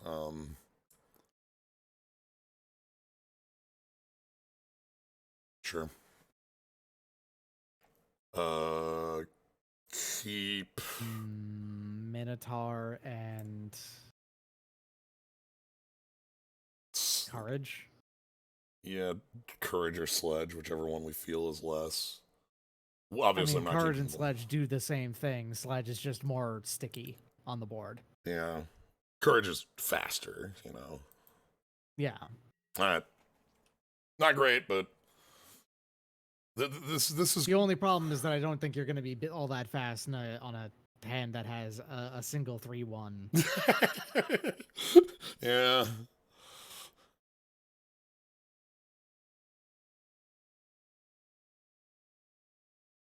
This opponent didn't play the Indrik Stomp Howler. The Indrik Stomp Howler was out of our. No, that was game 1, Sorry. actually. I'm sorry, did we get. I see. Did they? Yeah. Oh, they chose to. No, that makes sense, actually. They're playing They're playing a 5-color deck. They want the card. Yeah, and like, especially And if you there's get multi 5. And here's a piece, you know. Well, they make that choice before we hit the mole, but this is clearly very good for them because it fetches any of their, 5 colors they need. I want to draw planes, thank you. That's actually a perfectly beautiful draw. That's amazing. That's the best draw. From here, we just kind of roll. You just play out your hand and see what they can do. Because if they get rid of all of it, then then I guess you're fucked. But that was going to happen regardless. Hopefully they don't have thought erasure.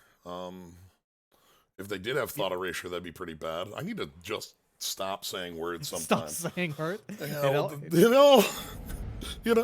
Okay, well.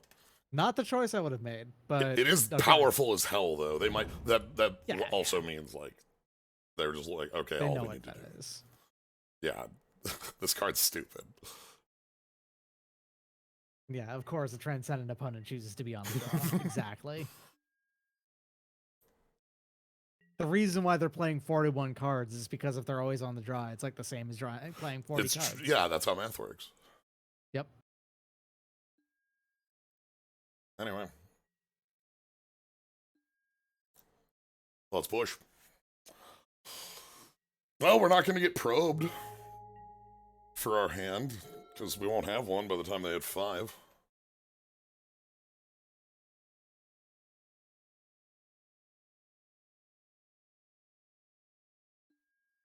Ooh, we haven't seen signets yet. Good old signets. Everybody loves a signet. One of the best. Pure Esper so far. They're and they discarded a mountain. Yeah, they chose to get rid of that to thought erasure. All right.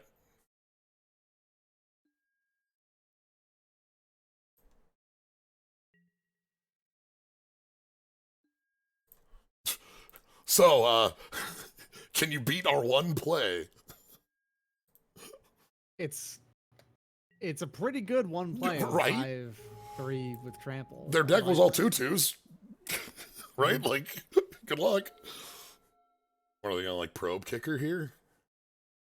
I would welcome probe kicker here. Absorb these. Basic land cycling. They're getting that this forest is here. Yeah. Yep, and then they've got Bant mana if they want it. I feel like this is just going to be a classic. Their 5-color deck is just too slow. They chose poorly on not getting rid of the damn sledge.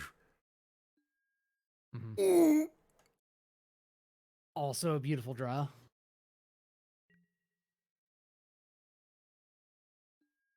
Well.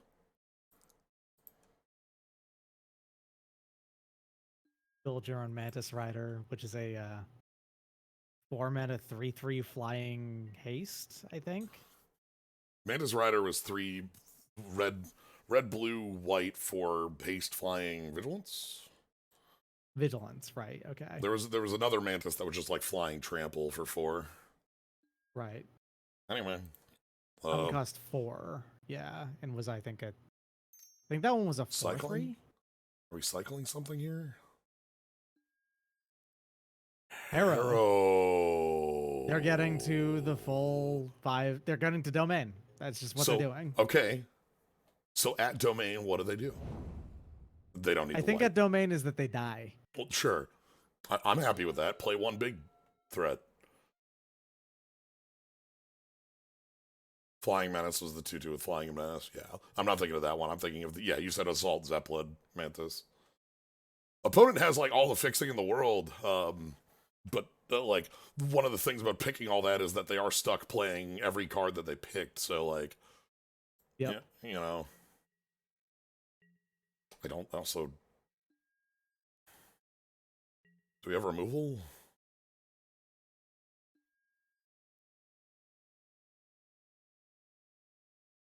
They're not dead this turn, but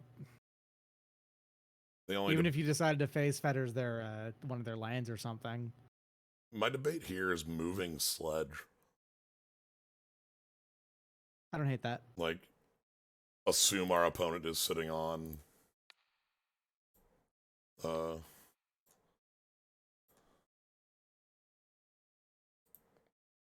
like removal. Mm-hmm. And this, you know, if removal exists, we're still hitting for 3 regardless. If they have nothing.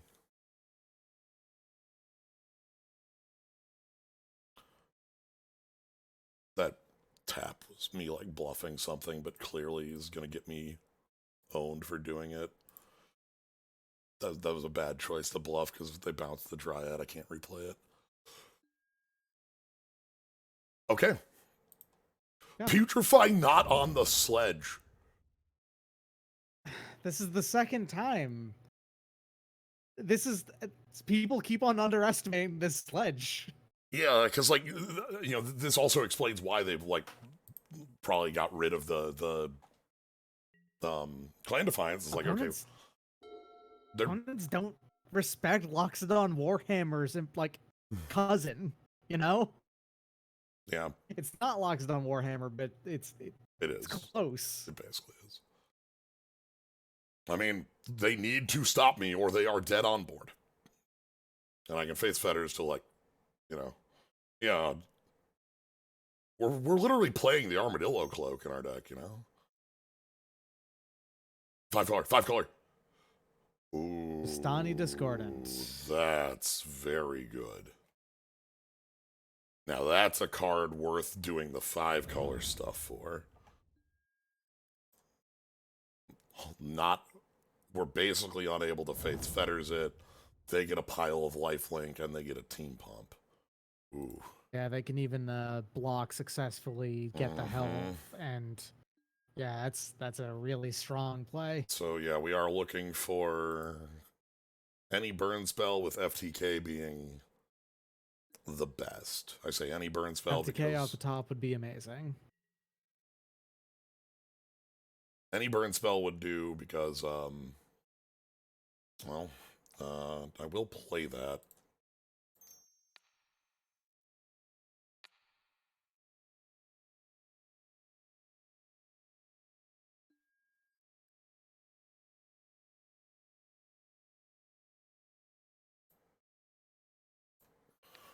And I guess I'm not attacking here. 5/3 does some good work on defense. Yeah, it keeps the lifelink at home. And like if I attacked, I would just trade with the lifelink soldiers and then we'd have nothing left. And if they do decide to swing into lifelink, I guess that then that means you can face Fetters the Discordant, but we probably would want to hold it for something else. We also just have the problem of like 4 cards in hand means that like any bodies, even if they're just 2/2s, are going to be very effective with trust hunting around. Yep. Yeah, I'll block.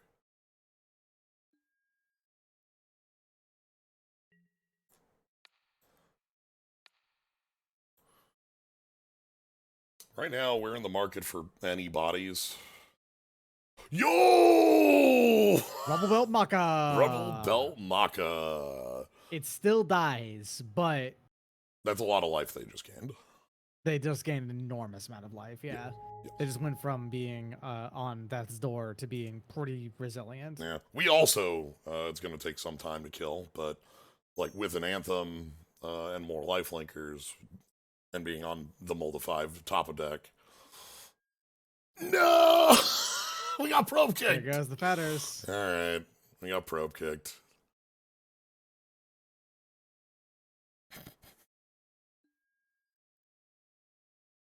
They discarded. Ooh, Unearth. This is actually a good card for them to discard.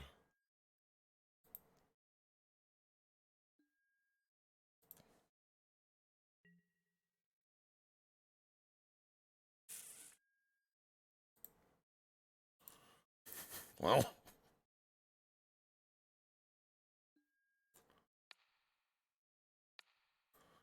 hi, Zertod Druid.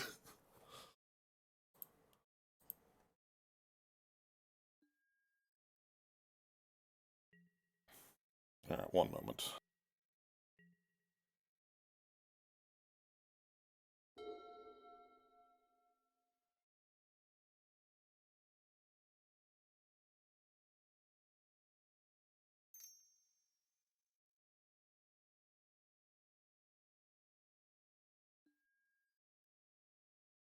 Branching bolt killing Zarta Druid.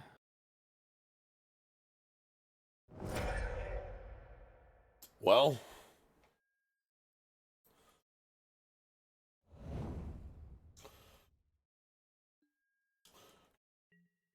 in good news, it's gonna take them a million years to kill us. Yeah, they're just hitting you 3 damage at a time. Sunder Shaman would be nice. Yeah, Thunder Shaman equip. FTK obviously works. FTK is also very, very good. Forest starts with F. It has FT Horus. You know, Flame Tongue Savu.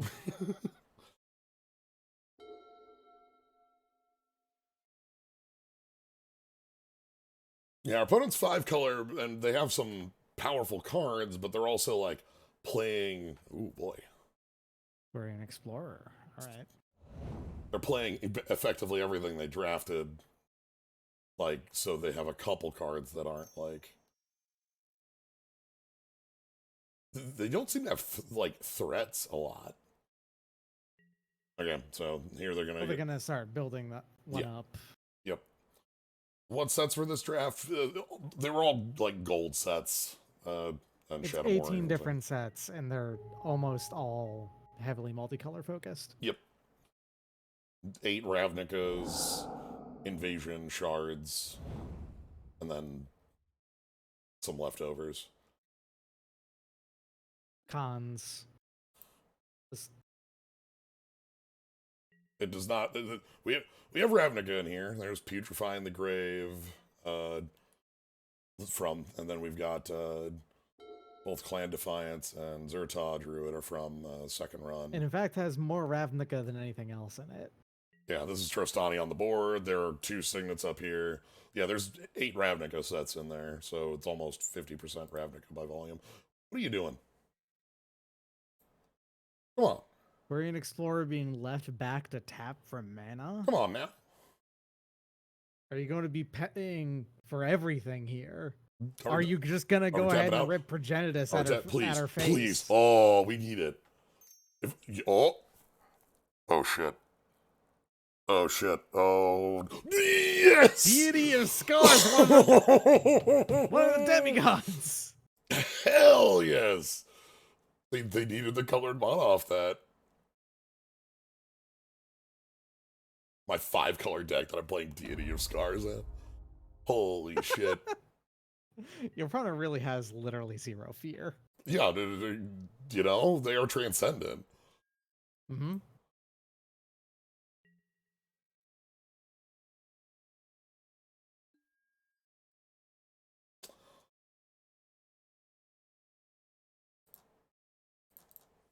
It's not bad on this board, but, you know. I guess it gets lifelink, so if it blocks and activates his ability, you get more life off of it. It's true. Hopefully that's enough. Hopefully their 3 cards aren't 3 more removal.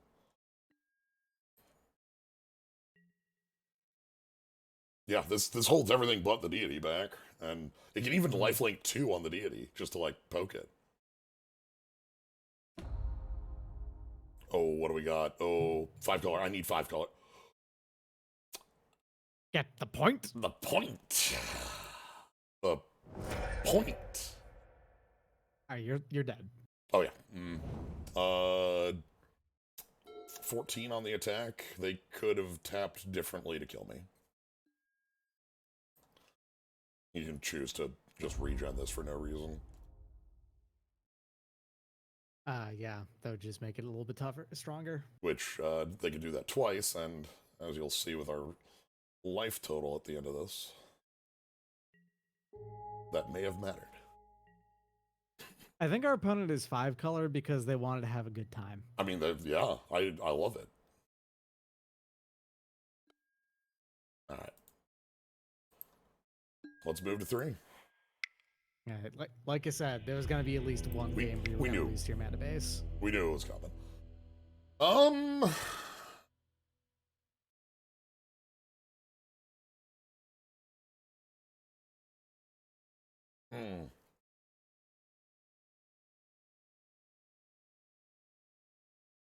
Yeah, no, this is probably still just fine. Like, we just want to get down under them and kick them around while they aren't set up. Is Worker Power good here? They have signets. They have signets and the, not clue stones. What are they? The, they got a lot of artifact mana. Yeah, signets are enough for me to want that in there. If we want the A-Ranks in is a good question. Like, is that better than Deadshot Minotaur, perhaps? Deadshot Minotaur was... We haven't seen a flying creature out of their deck. True, and Deadshot Minotaur otherwise was mainly for... included as a fine creature that was also had the cycling available. Yeah, it was fine with cycling and like fine at like, you know, it's secret. It's like a fake-ish FTK in that it can kill off a creature if that matters. That's true. Yeah, I don't think they've played a single flying creature. And we've seen most of our opponent's deck at this point. Yeah, we'll basically take 1 point of call. Yeah, I'd like to play first against this opponent. Yeah, damn. All right, we good. Utopia Sprawl. Yeah, this is beautiful, actually. Yeah, we're here. Riveter's Decoy, Plains, so Unflinching Courage can get onto the decoy or something. Alright. Love to Utopia Sprawl for red. Because we already have our Plains in the corner. Riveter's Decoy is also really cool here because, say we play Decoy next turn, they play like a 2/2, we go Unflinching Courage in, they're forced to block, you know? The thing is, too, is that your opponent has consistently done jack and shit on their first 4 turns. Yes.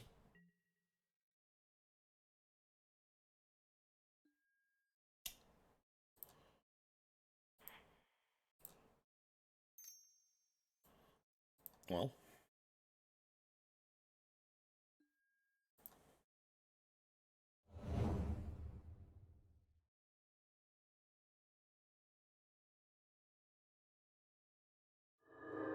All right.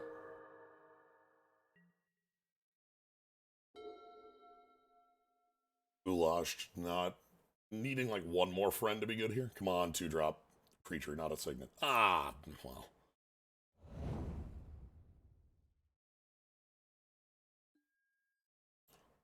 Like here would be like the Arinx or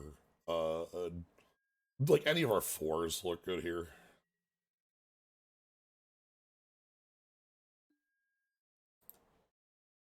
All right. I'm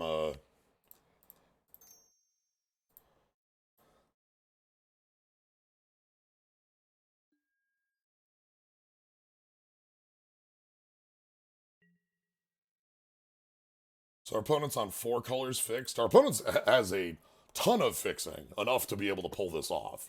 All 3 games, they've been able to, like, very cleanly get to the mana they need. In fact, they've gotten so cleanly to the mana that they need. Last game, they actually got rid of a planes Yes. for more mana of more relevant colors that they needed at that time. Because they need, and now they're on So, 5 here, because they needed, like, you know, like Graven Cairns make sense for, like, Deity of Scars as well, you know? yep. Like, your opponent's mana base is amazing, Yeah. is the long and short of it. Yep. It's just that they also do nothing for many turns in a row. Also, yep.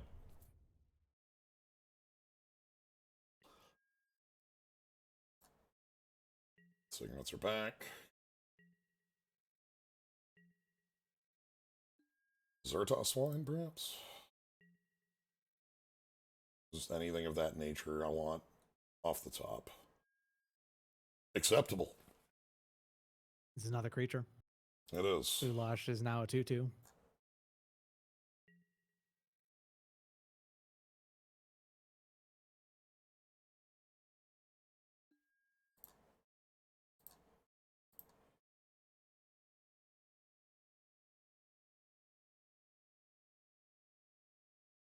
I don't think you have removal here. We didn't see any bounce out of them before. That's why we kept this in. Yeah. Bounce would be pretty painful right here, but we haven't seen it yet. Yeah. One of the things that's also really interesting about this draft format that I like, you can cross out, like, cards from the fact that there's only one of each pack. Like, once you see both of a player's cards from, like, you know... Yeah, like, you played both of your Capenna cards earlier in a different game. Yeah. On the same turn. So if they were paying attention, they knew, okay, so you don't have any other Capenna cards. We know that. I can now just mentally, like, no more Capenna. Like, that's not even a thought. I need to... Yeah. Okay. You don't have the fucking... We don't have Oreo the power doubler or whatever. Yeah, that's it. Something like that. I was trying to think of powerful Capenna cards, but I saw so little of that format in the long run that I don't remember a lot of it. Tapping out 4.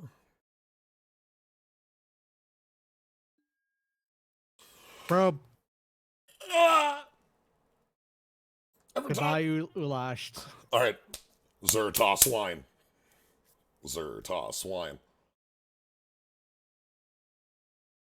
Zertos wine.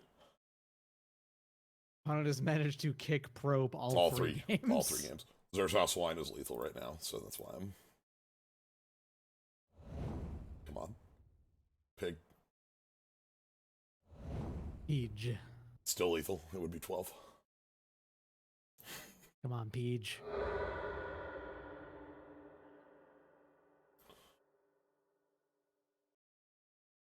No, like, regardless, we hit them to 5, so... Yeah, they've kicked Probe all 3 games, which, you know, good place to be in. All right. Big, pig, big, pig.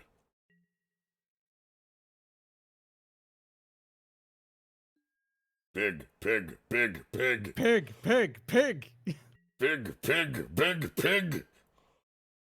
We all love a good pig here. That's right. Big pig. From the top rope. This wouldn't have worked if it wasn't a pig. Here's the thing, because it's comedy. only funny because it's Zertos wine. Exactly. It's what I mean.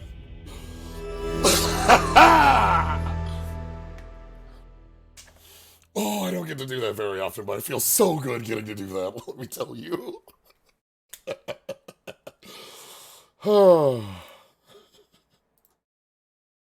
What if they'll put back SM Skull since they're making Space Marine 2?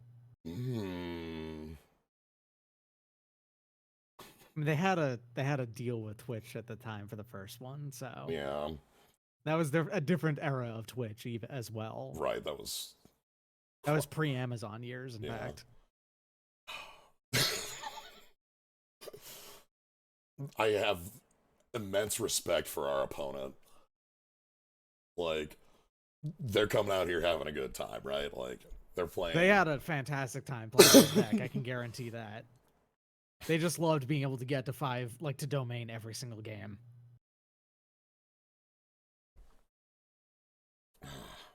All right, let's. And like long and short of it, they also had a lot of card selection, decent amount of card draw. They had a decent amount of removal.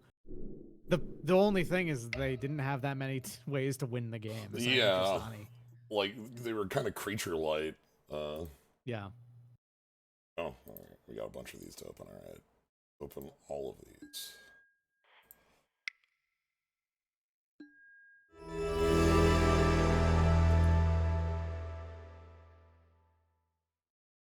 Okay. Goblin King. The Sudden Storm. White Border Goblin King. And. Ah! Nazgul. Nazgul. Nazgul. Nazgul.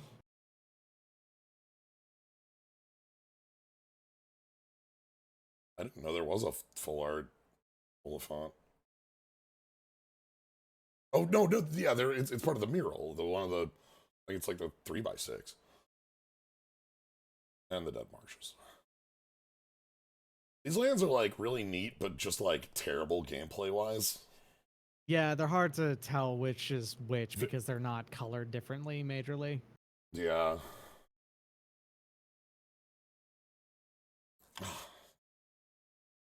Well, that kicked ass.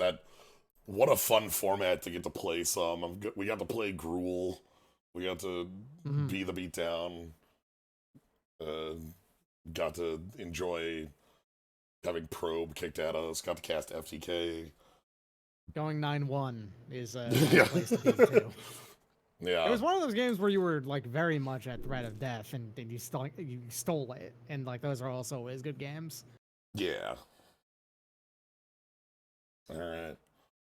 Well, anyway, that's draft. That's this. I think next week they're putting on like one of the older Commander Masters, so I'm not going to be jumping on, or not Commander Legends, because Commander Masters is a set that's coming out in a couple weeks. I'll probably pass on that because I wasn't, the format for that was a little wonky. But yeah, thanks everybody for joining. Thank you, Doc, for being here. Yeah, no worries. Glad to have you around. I enjoyed it, and it happened to be at exactly the right time, given I was so close to finishing cooking. So yeah. But yeah, thank you all for joining. If you want to catch more, you can always follow. Thanks to everybody who subbed today. I appreciate it a lot. Upcoming streams. Tomorrow is still Dragon Warrior Wednesday, but we're starting a new game. We are going to be checking out the early Mystery Dungeon titles, specifically Tornico The Last Hope, as that series of games was where the Mystery Dungeon games came from. So we're going to get to kind of see the not the roots, because we're not going straight to Rogue or anything, but you know. But yeah, and then Live Alive might be finishing up on Thursday. That might be 2 streams, though. Might be another week. Anyway, thank you all for joining, and have a good night, everybody.